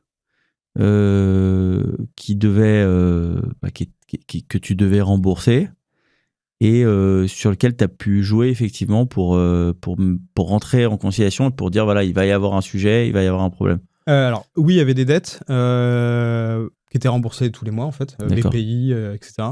On n'a pas particulièrement joué dessus. D'accord. En revanche, au moment où on a lancé le processus, on a négocié avec les banques pour mettre en pause, pour gagner à peu près 2 mois de temps supplémentaire. À ce moment-là, je me suis dit, si je peux gagner 2 mois, je gagne 2 mois. Et les banques, à ce moment-là, ont joué le jeu, quoi. D'accord. Ouais. Mais je veux dire, dans ce board qui a duré 20 minutes et où finalement tu as remporté la décision que tu voulais avoir, les actionnaires autour de la table, ils auraient pu dire non mais attendez, ok, la boîte est pas encore rentable, mais nous on peut remettre de l'argent. Ils auraient pu dire nous ce bridge là, en fait on va le faire. En fait notre responsabilité d'actionnaire, on va la tenir, on va faire puisqu'ils voulaient le faire peu de temps avant, ils auraient pu dire Alors, oui, mais bon, moi j'avais quand même bien briefé le mandataire en disant que je voulais pas repartir pour un tour, quoi, concrètement. D'accord. Et comme eux, ils conditionnaient le bridge avec ce qui s'était passé avec l'autre, le CEO intermédiaire, quoi. Il y avait un peu nous on veut. Allez, effectivement, ils étaient prêts à remettre de l'argent, mais à la condition que je trouve quelqu'un d'autre. Moi, je voulais pas refaire le travail de trouver quelqu'un d'autre. Donc c'était un peu, tu sais, le serpent qui se mord la queue. Où eux, ils voulaient remettre de l'argent à la condition que. Moi, du coup, je voulais pas à la condition que. Et donc voilà. Je reviens juste sur ce sujet. Alors, je sais pas si c'est juridique, légal pour les membres du board, mais c'est quoi le coup près sur la tête si jamais, in fine, il n'avait pas fait ce qu'il fallait dans l'intérêt de l'entreprise? Pour être honnête, c'est des éléments de langage que le mandataire a utilisé à ce moment-là, tu vois, des mots un peu techniques. Pour être honnête, j'ai bien compris que c'était une forme de... Il tentait de les influencer de façon très claire. J'ai pas vraiment compris à ce moment-là ce que ça impliquait. Mais ce qui est sûr, c'est que globalement, ça s'est très Eux vite ont énervé. compris, ouais. Ouais, ça s'est très vite énervé. Enfin, ça s'est très vite énervé. Ça a duré 2-3 minutes et ça s'est très vite arrêté. Voilà ce que je peux dire. Et après coup, je me suis dit, si j'avais su, j'aurais fait tout ça longtemps avant. Ouais, je pense que là, il y a un learning, je pense, hyper important. Et on parlait tout à l'heure de relation avec le board. Et je pense que à cette taille de boîte, dans ce type de position où il n'y a pas un fonds major qui dirige la boîte, etc. En vrai, je pense que c'est important pour l'entrepreneur de savoir que quoi qu'il se passe, en vrai, il a la main. Et c'est ce que tu as prouvé. Tu as fait une manœuvre pour arriver à tes fins. Mais en fait, tu as la main. En fait, tant que la boîte dépend de toi, d'une certaine façon, qu'il n'y a pas de remplaçant, que tu peux activer certains leviers, en fait, tu as la main et tu as pu arriver à la décision que tu as pu t'imposer avec le board. Ah, mais je l'ai pas fait. Je l'ai pas fait en pensant comme ça. Moi, j'étais vraiment. Désespéré. Ouais, j'étais sous. En fait, j'ai pas vraiment apprécié tout ce processus. C'est pas vraiment ma façon de penser. Moi, je voulais être dans une approche collaborative. Donc, j'avais envie qu'on collabore et qu'on arrive à s'entendre. Non, mais après, si on te met des obstacles, il faut les sauter ou les faire péter. De toute façon, ce qui est clair, c'est qu'à ce moment-là, j'étais vraiment très fatigué et je voulais que le projet continue. J'étais obsédé par ça et je voulais trouver la meilleure solution. Donc, quand on m'a parlé de cette solution, qu'elle a popé, je me suis dit, je la teste. De toute façon, je savais pas quoi faire d'autre. J'arrivais pas à discuter avec eux. Donc, il fallait que je trouve une solution. Je l'ai trouvé, ça a marché et j'ai lancé le process. Je rappelle que nous n'en sommes qu'à la 2 ou 3e partie sur 5-6, donc je vais volontairement accélérer, mais c'est passionnant. Parce que alors déjà, on s'ennuie jamais d'un épisode à l'autre, mais alors là, on aborde des sujets qui sont très rares. Donc on en profite, on prend. Avant le merci final, merci. Un merci intermédiaire de tout ce que tu es en train de nous raconter, c'est vraiment très, très, très intéressant, très important. On part là sur ce moment où ça y est, vous décidez de mettre en vente. Avant ça, et pardon, je vais faire très rapide sur cette parenthèse, il y avait déjà eu des approches externes avec des sollicitations pour vous racheter ou pas? Ouais, des formes d'appel du pied, tu vois. Ouais. Mais pas de discussion de façon concrète. Ok. Quelle typologie d'acteurs? Des corpos. Des corpos, ok. Là, vous décidez, tu vas rappeler ces corpos. Ouais. Pareil, tu te fais accompagner par une banque. Non, tu y vas.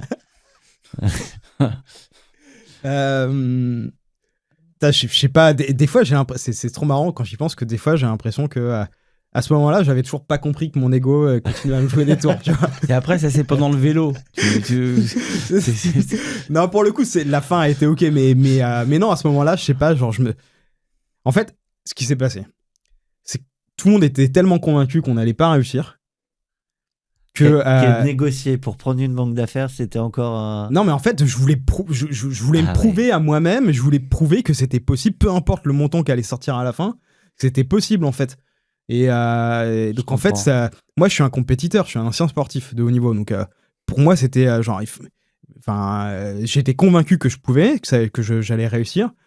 J'avais quand même suivi de très près le processus M&A de la boîte précédente, donc je me sentais quand même confortable dans le fait de le mener. Et donc voilà, j'y suis allé, quoi. Et sinon, t'aurais pas été crédible pour écrire le bouquin, quoi. Aussi. Voilà, t'as pensé à la suite de ta carrière. Donc tu vas seul. Ouais. Et là, c'est quoi le process? Ce que tu as dit tout à l'heure, tu l'as évoqué, c'est aller très vite. En un mois, il y a la LOI. Mais c'est quoi écoute, première étape. Les typologies d'acteurs que tu actives? Alors, avant de l'activer, j'ai fait un truc qui m'a fait gagner beaucoup de temps, c'est que je me suis enfermé pendant 3-4 jours chez moi et j'ai préparé une data room.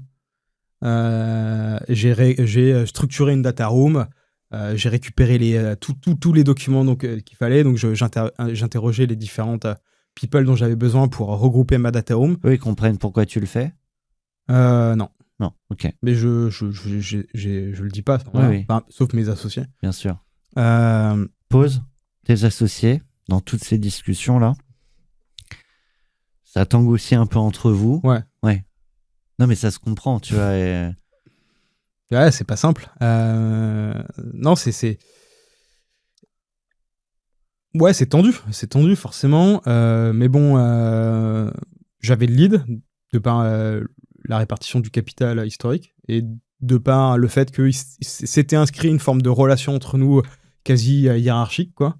Et donc à un moment donné, j'ai simplement décidé de prendre le lead. Et malgré le fait que ça pouvait être dur, parce que j'ai pas ressenti en eux la capacité d'être de trouver le chemin avec toi. Ouais, voilà. Et donc du coup, j'ai pris le lead. Ok. Pardon. Donc première étape, tu fais cette data room. Je fais la data room. Ça m'a fait gagner au final quand même beaucoup de temps. J'ai vraiment préparé tout l'amont. Et ensuite, je me fais une shortlist de 20 personnes. Et là, je fais un message ultra, tu vois, genre un truc du style, voilà, on s'était parlé il y a quelques temps, c'est une année stratégique pour la boîte, etc. Est-ce que ça fait du sens qu'on parle de tes enjeux stratégiques de l'année et de ceux de notre entreprise? Donc, c'est un message un peu appel du pied, mais voilà, un peu comme ça. Et en vrai, genre, je pense que quasi tout le monde me répond. Attends, pause. Tu targetes quelle typologie de boîte? Tes concurrents, des corpos? Pas les concurrents à ce moment-là, Okay. mais ouais, les corpos. Okay. Ou des gros éditeurs historiques. Ok. Ouais. Avec qui je parlais. Et qui, CEO à chaque fois, directeur de la strat, CEO. Ouais, le CEO. Souvent, c'est des gens avec qui j'avais parlé avant, en fait. Ok. Donc, j'avais quand même un tunnel un peu avec eux que je pouvais activer à ce moment-là. Et je fais des calls. Et en fait, ça arrive. Donc, très vite, je me retrouve avec 2-3 personnes avec des calls un peu plus poussés, où tu vois, tu ouvres une data room ou autre. Et en fait, l'acquéreur plus que pro, je pense que c'est le petit bruit qui s'est fait dans l'écosystème.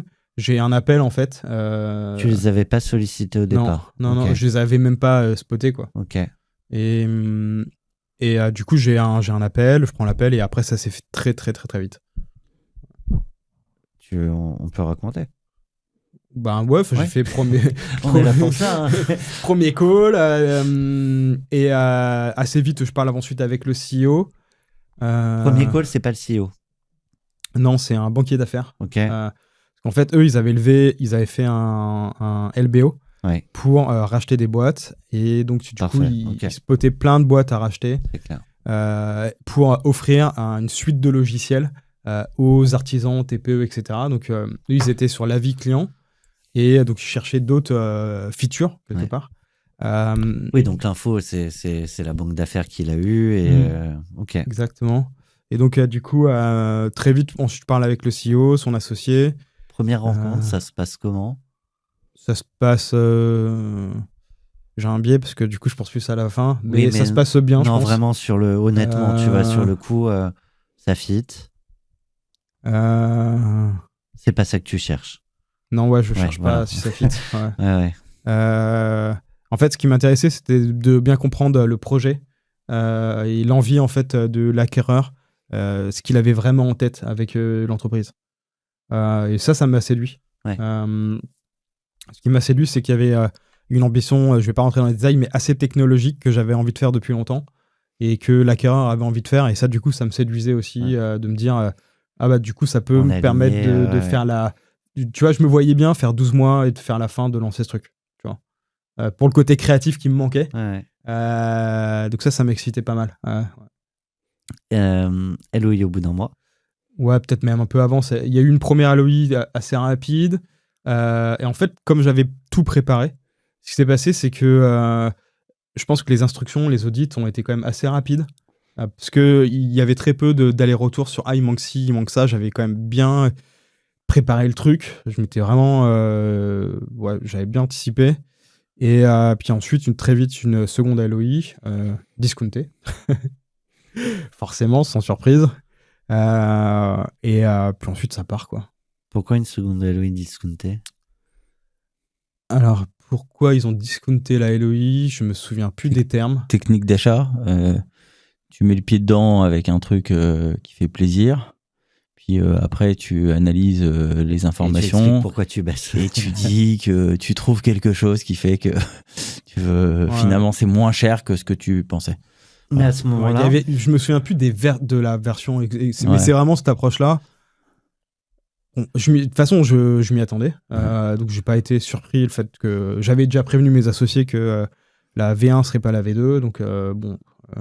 et Ouais. à ce moment-là, en parallèle avec les autres repreneurs potentiels, tu poursuis les discussions. Non, parce que t'arrêtes j'ai tout. signé une exclue à un moment donné, Ok, mais une exclue super rapide de 3 semaines. ok, ils ont l'exclu, mais pour Ouais. 3 semaines, il faut se décider dans les 3 semaines. Mm. Ça va se signer dans les 3 semaines? Ouais. Ok. Ouais. Et un petit rebond par rapport à ce que tu disais tout à l'heure, par rapport à la remarque que tu avais eue en board, qu'il fallait que tu prennes une posture de président. Quand on t'écoute, en fait, moi je trouve que tu as vachement justement cette posture de président. Tu as imposé ta décision au board devant la boîte, quelle que soit la méthode. En tout cas, tu as réussi à imposer cette décision avec tes associés aussi. T'as pris la main, t'as vachement anticipé les choses. T'as une vraie posture de président, quoi. Je sais pas ce qui s'est passé avant, mais en tout cas, Je pense qu'avec ce qui s'est passé, c'est que à la base, j'ai un côté plus collaboratif et que j'ai mis beaucoup d'énergie à essayer d'aligner tout le temps les intérêts de tout le monde, où je voulais que tout le monde soit aligné tout le temps. Et je pense que ça pouvait peut-être être vu à certains moments comme un de la manque de faiblesse. courage.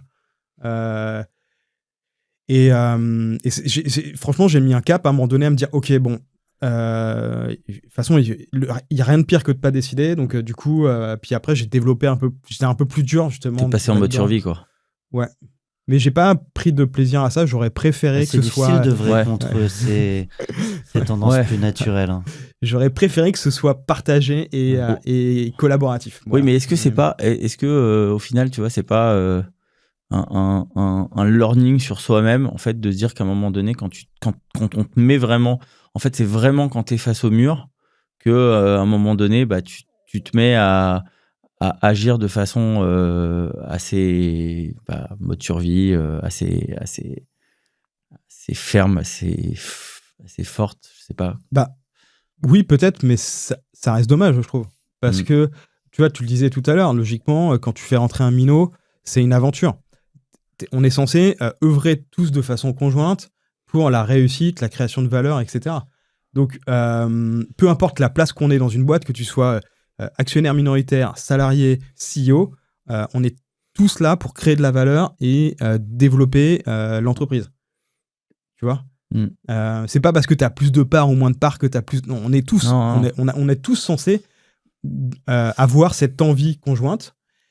Et je trouve ça dommage. Quand tes intérêts sont pas alignés, qu'on va pas tous. Ou quand tu n'y arrives pas, peut-être Oui, j'ai mais pas ça- réussi à Ça certains arrive, moments. ouais, tu mais vois. ça arrive toujours à un moment ou à un autre. Enfin, il y a toujours une crise à un moment ou à un autre. Et l'important, c'est que tu agisses comme un patron. En fait, le patron, il agit comme. Enfin, je pense, hein, tu vois, après, c'est un avis hyper personnel. Et puis, je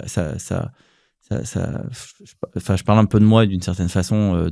J'ai vécu ce genre de choses aussi. C'est que, en fait, tu peux être très ouvert, très rassembleur, etc. pendant certaines phases, mais certaines phases, effectivement, tu es obligé d'être hyper Directif. hyper tranchant, quoi, tu vois, et en fait c'est ça, tu vois, T'adaptes. t'es obligé, ouais, peut-être. Bah, en tout cas, du coup, par la force des choses, Tu l'as fait. je l'ai fait. Et c'est pour ça, je crois qu'au tout début, je te disais, j'ai mis du temps avant de parler de l'exit, de tout ça, parce que c'était trop éloigné du mode opératoire que j'aurais voulu idéal. Et donc, en fait, oui, j'étais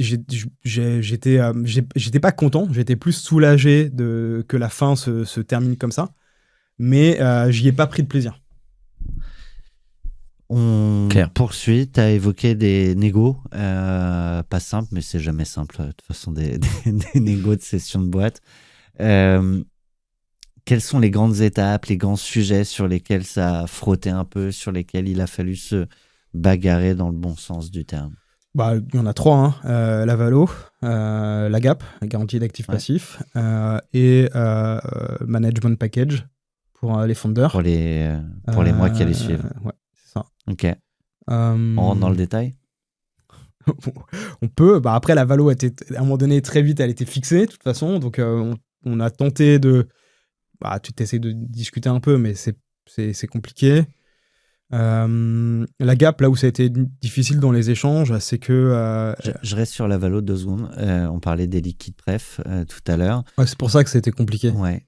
Parce que, en fait, globalement, tous les 3 sujets sont liés, hein, de toute façon. Donc, à partir du moment où il y en a un qui est compliqué, on va dire que si tu n'arrives pas à te mettre d'accord sur une valo qui soit satisfaisante, tu vas essayer de te rattraper sur un management package, tu vois, ou autre. Donc, ouais, les 3 sont liés. Donc, dans tous les cas, c'était pas simple. C'était pas simple. Pourquoi ? Parce que, moi, très vite, dans ce process, j'ai informé l'ensemble des actionnaires de l'entreprise, du processus qu'on allait vendre, qu'on était dans une phase d'instruction, etc. Donc, certains BA étaient super excités de se dire je vais faire un fois X ou autre. Bon, quand tu découvres que tu vas pas faire un fois X, mais que tu vas récupérer un 0,20 ou 0,3 et que à côté, t'en as qui vont faire un X ou 2X. Bon, du coup, il faut que tu expliques pourquoi le dernier qui est rentré fait plus de X que celui qui est rentré il y a 6 ans. Ouais. Et ça a été très compliqué. J'ai pas eu de soutien de personne. Je me suis retrouvé en direct avec... au total, on avait peut-être 30 investisseurs. Donc, c'est beaucoup, pas beaucoup, mais bon, c'est quand même 30 personnes à gérer. Si tu devais gérer un à un, c'est beaucoup. Alors, il n'y a eu que quelques personnes complexes à gérer, mais suffisamment pour que, en plus de la pression à ce moment-là, il en suffit de 3-4 pour que ça te mette dans un état de nerfs. Et ils peuvent te dire, ils peuvent ne pas signer, bloquer la vente. Ils peuvent. Ils peuvent parce qu'il faut... La vente, elle est sur 100% des titres, donc il faut qu'ils cèdent leurs titres. Et donc, dans les faits, tu peux quand même procéder... Alors, à un moment donné, c'était tellement tendu qu'on a essayé de creuser. On aurait pu quand même procéder à la cession, mais ça aurait nécessité de repartir des coûts derrière, après l'opération, pour finalement, en fait, imposer ensuite à ces personnes qui n'auraient pas signé le fait qu'ils ont quand même libéré leurs actions. Mais donc, l'acquéreur voulait absolument que j'ai 100% des signatures pour éviter ça, donc il me fallait 100% des signatures, donc j'ai dû aller me battre pour avoir 100% des signatures. Et là, typiquement, le fonds Minot qui t'embêtait un peu aurait pu bloquer. Ils n'ont pas bloqué parce qu'ils ont c'est pas eux qui ont perdu le eux s'y retrouvaient. C'est ceux qui s'y retrouvaient le mieux, en fait, finalement. Ils voulaient pas, donc à un moment, ils peuvent décider de continuer. Ouais, mais on était trop avancé maintenant. Ouais. On était trop avancé, on était sur la fin. De toute façon, tu tues le truc, il nous en restait quoi, 3 mois de cash. Enfin, je vois pas que à ce moment-là, c'était trop avancé. En fait. Eux, ils étaient protégés par leur pref. Ils s'en fichaient un peu de ton manpack. Et la gap, j'imagine qu'ils voulaient pas ils voulaient pas être dedans. Ils voulaient que ça soit toi qui l'apporte, et d'où la discussion, quoi. Ouais. C'est ça. C'est assez classique. Donc eux, ils étaient ceinture bretelle. Enfin, ils étaient bien, quoi. Ouais. En fait. Clairement. En fait. Clairement. Donc, il y a cette valo où il y a des négos, mais en fait, pas beaucoup plus que ça. Sur la garantie d'actifs passifs, donc tu es seul à la porter. Avec mes 2 associés, donc on est 3, au proportionnel de la part, des parts de l'entreprise. Donc forcément, j'ai plus de poids en cas d'activation d'une gap que mes associés. Parce que du coup, personne voulait bref, ça a été des discussions complexes avec le board, donc on a décidé de la porter à 3. Sacha. C'est assez classique, hein. Enfin, c'est classique et même logique. C'est-à-dire qu'effectivement, l'actionnaire minoritaire qui n'a pas la gestion de la boîte, il va pas s'engager, donc ils veulent essayer de se désengager de ça. Après, c'est vrai que parfois ça peut devenir un peu, je sais pas, un peu kafkaïen, parce que si t'es les fondateurs de la boîte et que tu t'en sors pas très bien financièrement, mais qu'en plus tu dois toi assumer cette gap. C'est là où ça devient un peu compliqué et pas très cool, mais c'est assez, normalement c'est assez classique. Mais il arrive que tout le monde signe la gap. Il arrive assez rarement.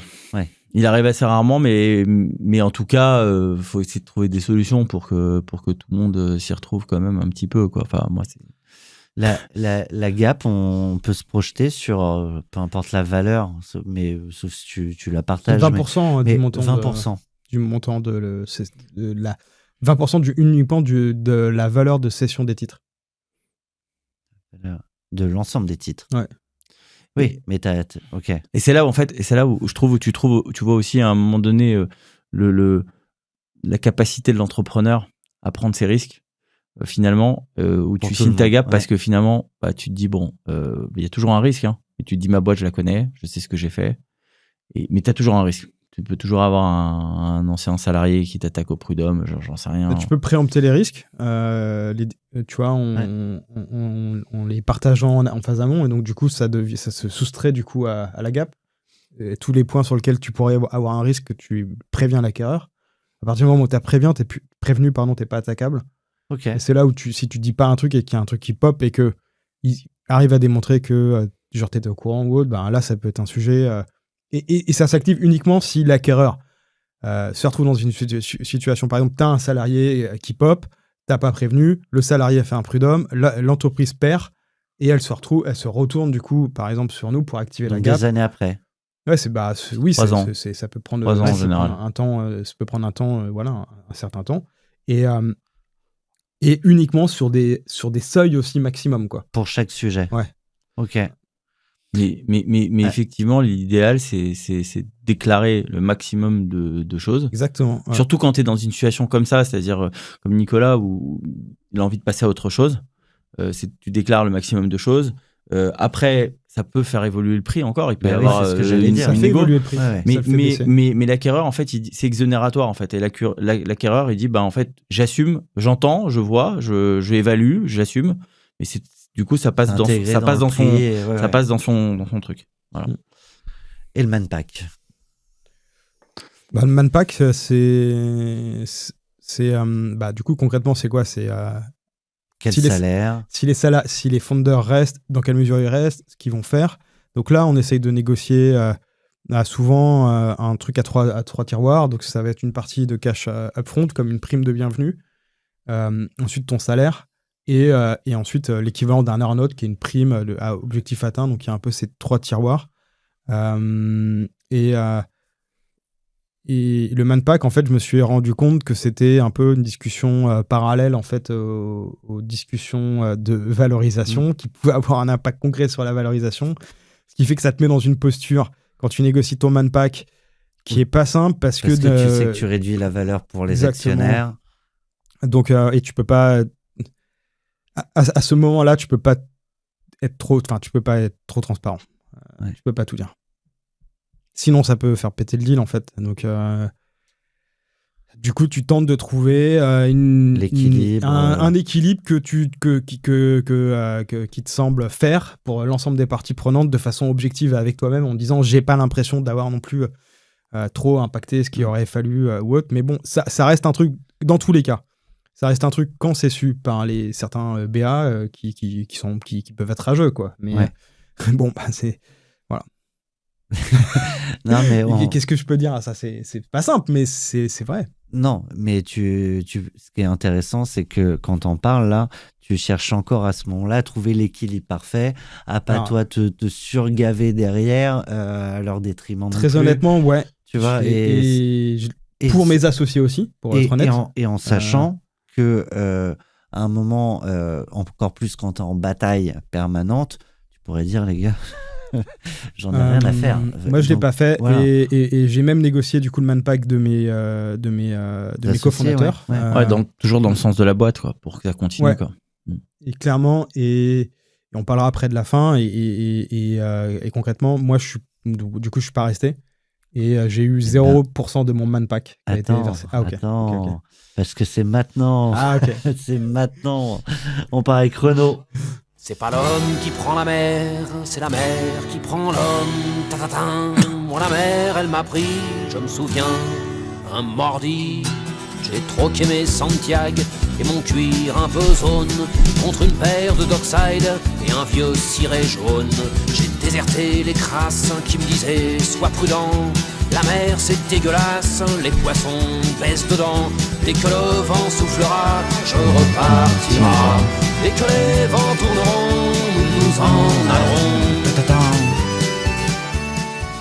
J'accélère la musique pour aller au bout de cette aventure dans un temps relativement imparti. Donc ça y est, c'est vendu. On est le lendemain, t'as négocié ton manpack, la boîte est vendue, t'es embarqué pour 12 mois, 12 mois. 12 mois. 12 mois, tu n'iras pas au bout. Ça, c'est pour le spoil. Tu l'avais déjà dit. Premier jour, comment tu ressens le truc de changement de posture? On ne demande plus d'être président. Bah, du coup, tu démissionnes de ton poste de président au moment de la signature. Donc, à ce moment-là, en fait, au moment de la signature, j'ai démissionné. Et j'ai pas encore. Je devais du coup signer un mandat de DG. Et je l'ai pas encore signé à ce moment-là, en fait. Ça se fait pas en même temps. Ça devait se faire en même temps, mais dans le parapheur ne se trouve pas le document. Okay. Donc, l'espace de quelques jours, je suis plus rien, en fait. Voilà. Et tu le vis comment? Tu dis, bon, c'est administratif, on s'en fiche. Celui-là où tu commences à te dire, attends, ça se trouve, je suis en fait pas attendu. En fait, très vite, du coup, j'en ai parlé avec mon conseil, qui lui-même avait été étonné. En gros, il m'explique que ça sent le. Il faut que je m'attende à ce que ça se passe pas très bien. Peut-être on t'attende pas. Ouais, voilà, c'est ça, en gros. Ouais. À un moment, il va falloir en discuter. Au bout de quelques jours et même parfois avant. Cette discussion, tu l'appréhendes après tout ce que tu as passé, vécu ou je l'appréhende. Enfin, oui, il faut que je parle avec le CEO. Je l'appréhende pas. Je voulais juste comprendre ce qui se passe. Ouais. Voilà. Et donc, tu vas en parler. On s'en parle et du coup. Tu cherches tes mots pour savoir ce que tu peux dire. Exactement. Pas dire, pour pas froisser, pas vexer, être équilibré. Exactement. Ce que je peux dire, c'est qu'au moment même de l'appel, je suis derrière mon ordi et là, je vois que genre mon Gmail est déconnecté, etc. Et donc, du coup, l'acquéreur, en gros, me dit que je vais recevoir une lettre sur mon mail personnel. Et en gros, le call s'arrête là. Tu as vendu ta boîte. Tu n'as pas signé ce document qui annonce que tu vas être DG au sein de l'entreprise qui t'a racheté. Tu as cet appel. On te dit, enfin, pendant que tu parles, tu vois que ton Gmail est déconnecté et on t'annonce juste que tu vas recevoir un mail dans ta boîte personnelle. Alors, pour te dire quoi? Parce qu'on peut pas te virer, t'es plus là. Pour te dire quoi? On m'explique en gros que le contrat de prestation de service, hein, en gros c'est de la prestation de service, va pas avoir lieu, que du coup en gros ça s'arrête là pour moi, quoi. Donc c'est pas toi qui as décidé de pas toucher ton manpack? Non. Je cherche l'équilibre. Non, mais en fait, oui et non. C'est-à-dire qu'on avait des discussions. Je pense qu'il fallait pas grand-chose pour que moi, ça aille pas forcément au bout. Et je pense que lui a pris cette décision. Enfin, les deux étaient quand même un peu concomitants, tu vois. Dans tous les cas, je m'étais encore une fois commit. Et donc, si ça s'était bien passé, j'aurais fait ce qu'il fallait, j'aurais respecté mon engagement. Pendant les 12 mois, oui. J'aurais fait mon engagement et pas. Alors, pour le manpack, oui, parce qu'il était ce qu'il était et c'était appréciable. Mais parce que le projet tel qu'il me l'avait été vendu me stimulait. Et parce que je m'étais commit et que si je me suis engagé, j'étais parti du principe que je faisais les 12 mois. Y a-t-il eu des suites? Ouais, il y a eu des suites dans le sens où de son côté comme du mien, à un moment donné, concrètement, ça veut dire quoi quand il se passe ça? C'est que la prime de bienvenue qui devait m'être versée, on parle de beaucoup d'argent, n'a pas été versée. Du point de vue de mon avocat, elle était éligible. Pas du sien. Voilà, ouais. Et donc il se trouve qu'il y a eu des discussions qui ont duré quelques semaines. Et C'est rapide. Ouais. Attends, t'as pas la suite encore. Non, mais simplement parce que j'ai décidé de lâcher l'affaire et d'arrêter et de passer à autre chose parce que j'ai senti que j'étais face à quelqu'un qui pouvait faire durer le truc pendant longtemps. J'ai senti que on parlait de quelques centaines de cas, ce qui est beaucoup d'argent, mais que C'est beaucoup de frais d'avocat en face. c'est pas comme ça que j'ai fait mon arbitrage. Ok. Mon arbitrage, c'était de me dire Le temps. cet argent-là, est-ce que je suis capable de le regagner ou d'en gagner plus en me remettant mon énergie dans autre chose De plus et stimulant. voilà, positif. et de plus positif. Et donc j'ai considéré à un moment qu'il valait mieux que je passe complètement à autre chose et que même si je trouvais ça unfair, injuste, etc., que de toute façon il serait pas d'accord, je serais pas d'accord, on serait pas d'accord. Et encore une fois, dans l'intérêt, je voulais je voulais passer à autre chose. Donc voilà. Du coup, Après, là, il n'y a plus d'intérêt de la boîte, parce que ça, sauf si c'est le package de bienvenue allait mettre en péril la boîte, ce qui a priori n'est pas le cas quand ça a été négocié. Là, c'est juste pour ton bien-être mental. Et je pense qu'on peut le reconnaître comme ça, hein, et c'est carrément compréhensible. Clairement, ouais, je voulais pas repartir dans un combat qui a duré longtemps. Mon conseil m'a dit que ça pouvait prendre plusieurs années. Ouais, 3-4 ans, facile. Et que même si à la fin, je pouvais par exemple avoir une décision favorable, ça pouvait reprendre du temps avant que j'ai vraiment des sous ou autre. Ouais. Donc, j'ai décidé de... Il y a plein de manœuvres dilatoires hein, pour faire traîner. Tu vois, moi, je me suis pas intéressé à tout ça vraiment très vite. En fait, au tout début, je trouvais ça injuste et j'ai eu l'envie pendant quelques jours un peu de me battre parce que, en fait, ce qui a été le plus dur pour moi, c'est pas ça. Ce qui a été le plus dur pour moi, c'est de pas pouvoir dire au revoir à mes collaborateurs. Ouais. Parce qu'on m'a expliqué qu'il fallait que je prenne contact avec personne, sous menace que X ou autre. Et mes accès étaient coupés. Qui te le dit? C'est typiquement c'est ton conseil qui te dit non, attention. Non, c'est de la CAR. Non, c'est de l'autre côté. Ouais. Je pouvais plus parler avec mes associés. Bon, du coup, je me retrouve vraiment tout seul chez moi. Alors, j'avais une part de moi où j'étais soulagé parce que c'était la fin de l'aventure, et de l'autre côté, j'aurais trouvé ça élégant de pouvoir simplement dire au revoir et merci. Voilà. Ouais. Et ça, pour le coup, je trouvais que c'était un peu unfair, Ouais. un peu injuste. Il y avait d'autres acquisitions là. Tu parlais d'un LBO et donc plusieurs acquisitions peut-être en vue. Vous étiez la première, il y en a eu la avant. deuxième ou troisième, je crois. Et tu n'avais pas échangé avec les autres entrepreneurs? Alors, non, j'ai pas échangé. Non. Pas échangé avec eux avant, j'ai échangé avec eux après. Oui. Voilà. Et c'est un peu tard. Mais ça a confirmé. Je peux pas m'exprimer sur le sujet, Non. mais en tout cas, il se trouve que oui, j'ai discuté avec des entrepreneurs après.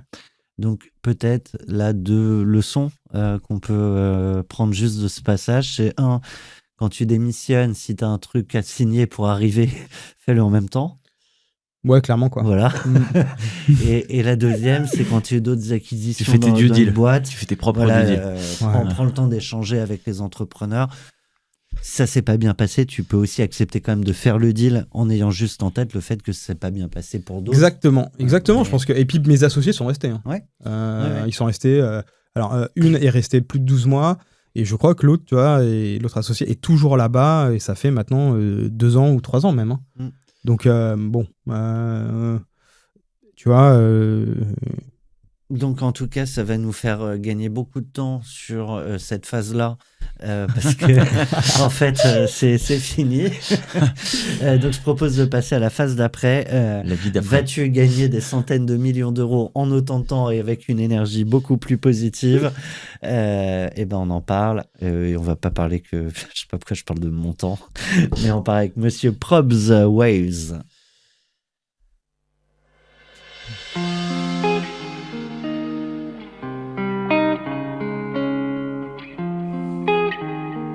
Je connais pas ça. Ah, je kiffe. Moi, ça me détend. Ah ouais, c'est... Là, t'es mieux. Là, on va parler de la nouvelle aventure. Là, t'es beaucoup mieux. Je le sens. J'espère. My face above the water. My feet can't touch the ground, and it feels like I can see the sands on the horizon every time you are not around. I'm slowly drifting away, wave after wave, wave after wave. I'm slowly drifting away, and it feels like I'm Un refrain qu'il faut que j'attende pulling absolument, against the stream, Nicolas. pulling against the stream. Oh, les violons là qui arrivent. Eh ben, j'invite celles et ceux qui veulent la suite de cette musique à l'écouter. C'est très calme. Monsieur Probs, Waze.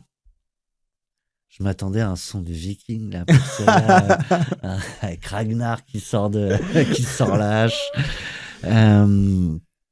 Pourquoi un son de Viking? Pourquoi pas, du coup, le son de Viking, Non, du coup pourquoi un son de Viking dans ma tête? Ah, pourquoi un Parce son de que Viking t'as sorti une nouvelle activité dont le nom est issu des Vikings. Exactement, ça s'appelle l'Eikar.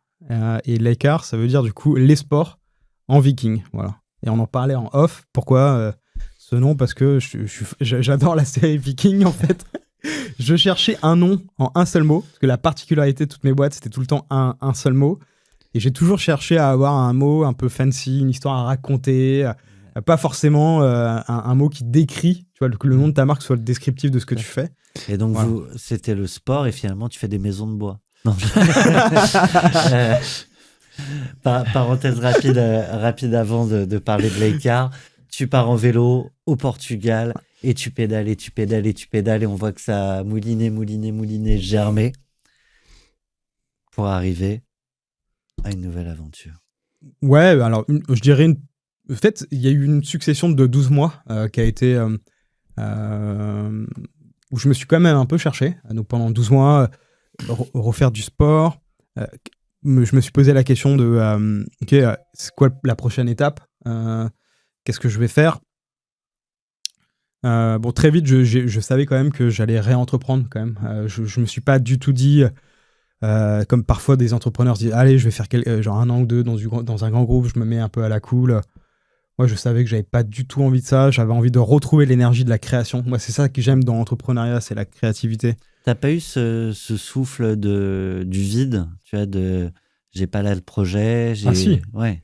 Ah mais si, mais moi j'ai badé pendant 6-8 mois, peut-être même 1 an avant vraiment que ce soit très clair. Alors au bout de 6-8 mois, j'avais une idée autour du sport, mais avant vraiment d'avoir une vision très claire, il s'est passé peut-être 1 année. Et pendant 1 année, je passais par des émotions, tu vois, à me dire mais qu'est-ce que je vais faire? Non mais je me disais mais je comprends pas, avant mes boîtes ça s'enchaînait, là pourquoi ça s'enchaîne pas, pourquoi c'est si compliqué de trouver une idée? J'ai perdu le mojo. Ouais, ouais, clairement c'est ça. Ouais. J'ai perdu le mojo, c'était un peu ça. Ça a duré 1 an. Donc à ce moment-là, je donnais un peu des cours en école de co. J'ai fait du mentorat. J'avais vraiment envie de give back à ce moment-là, d'essayer d'aider un maximum. À ce moment-là que j'ai eu l'idée aussi de me dire bah tiens, je vais écrire ce livre, tu vois, où l'idée c'est vraiment de se dire comment est-ce que je crée une boîte de zéro, comment je la structure pour en faire une entreprise et comment je peux arriver à la vendre. Et donc en fait ce livre c'est en parallèle de la création de l'Eikar. Ouais. Donc c'est à la fois un give back de tout ce que tu as pu vivre de tes aventures précédentes, mais aussi j'ai l'impression un manuel ouais.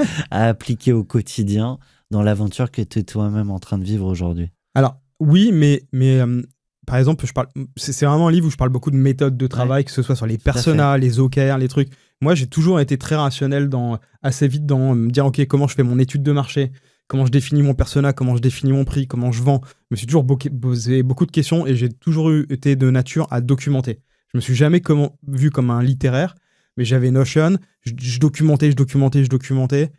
Et je faisais ça pourquoi? Parce que je me suis dit, à chaque fois, je me disais, vu qu'on est une boîte, elle pivote beaucoup, souvent on revient sur des discussions qu'on a eues, je voulais pouvoir, quand on avait la discussion, me rappeler de la discussion qu'il y avait pu avoir.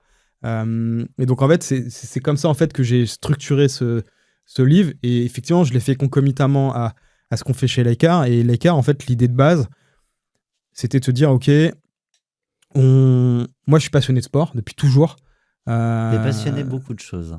Et Ah bon non, mais c'est plutôt une bonne chose. Tu parlais d'architecture tout à l'heure. Je suis un passionné. Mais Ouais. tous les entrepreneurs sont Ouais, des passionnés de tout à nature, de fait. toute façon. D'ailleurs, j'ai une question. Et C'est quoi pardon.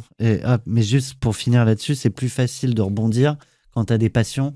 Sinon, tu peux vite t'enfermer dans cette spirale un peu infernale de j'ai plus rien au quotidien dans ma vie après la session, quoi. Alors, c'est vrai qu'il y a des entrepreneurs qui parlent de ça. Moi, il se trouve que j'ai eu un petit moment de bad. Et en fait, ce qui s'est passé, c'est que je me suis dit, je me donne un délai que je considère comme raisonnable pour bader. Et où là, vraiment, en gros, je sers à rien, quoi. Je me plains, bref, etc. Et passer ce moment, genre, j'arrête. Et du coup, voilà ce que j'ai t'as fait. fait. Ouais. Question qui me titille depuis le début, c'est quoi ton sport d'origine? Le vélo. D'accord. J'ai fait du cyclisme et quand D'accord. j'étais tout petit, moi, mon rêve, c'était de devenir cycliste professionnel. Et endurance?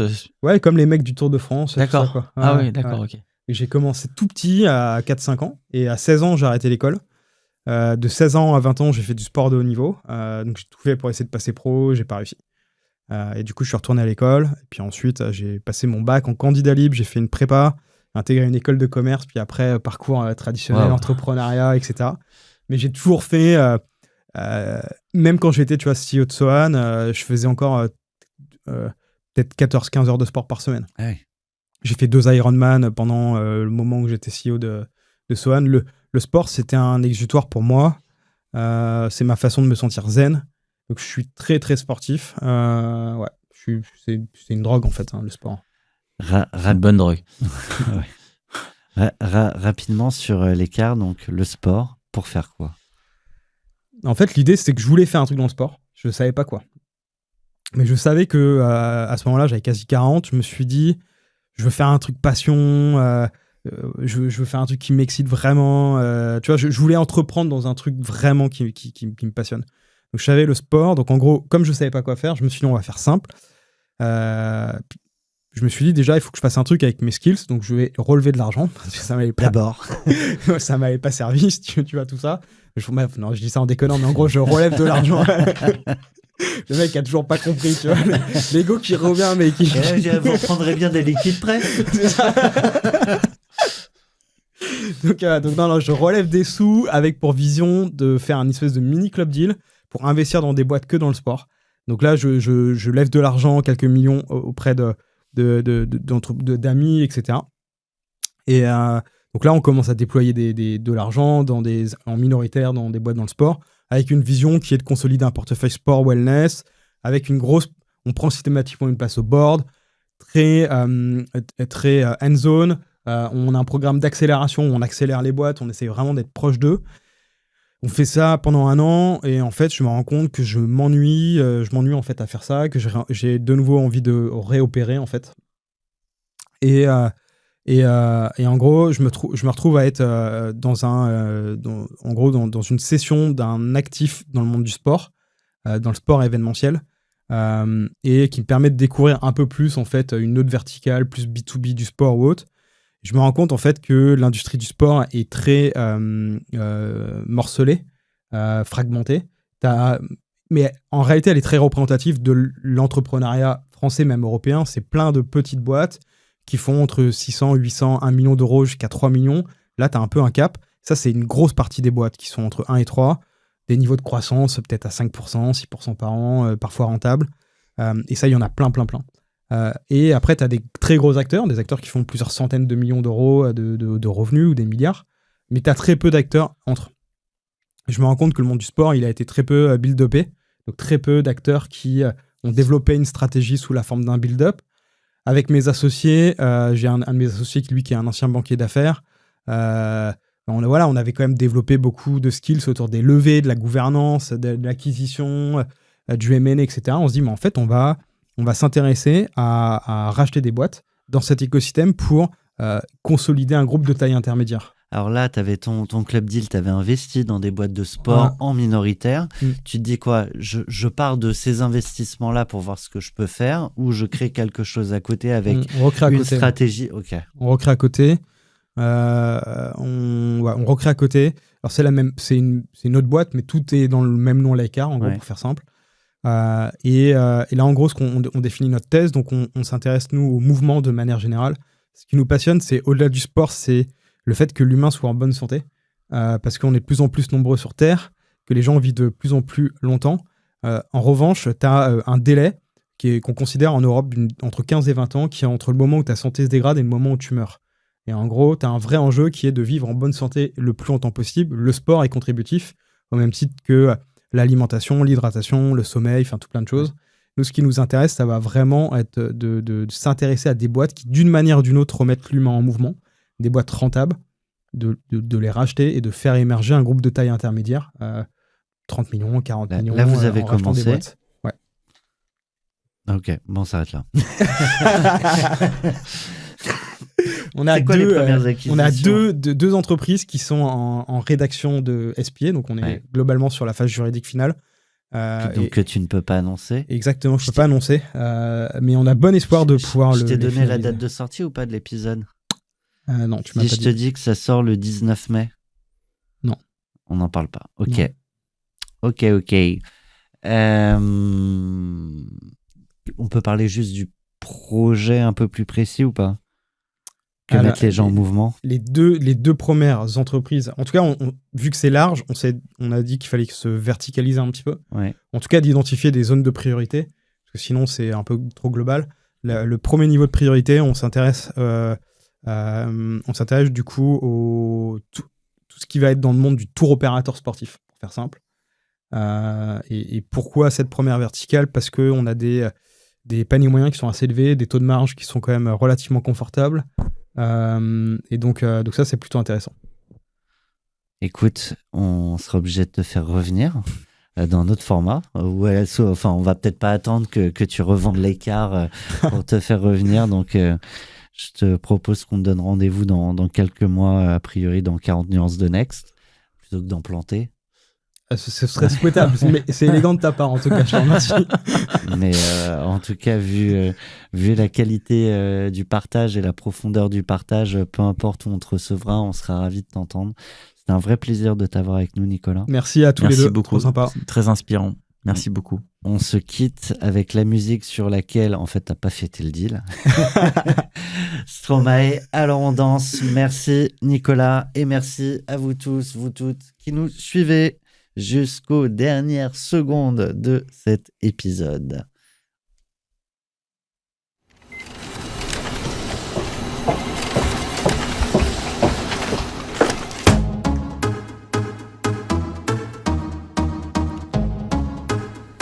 C'est cool qu'à un moment, tu vois, sur la fin, on ait une choré, tu vois. Et là, tout le monde...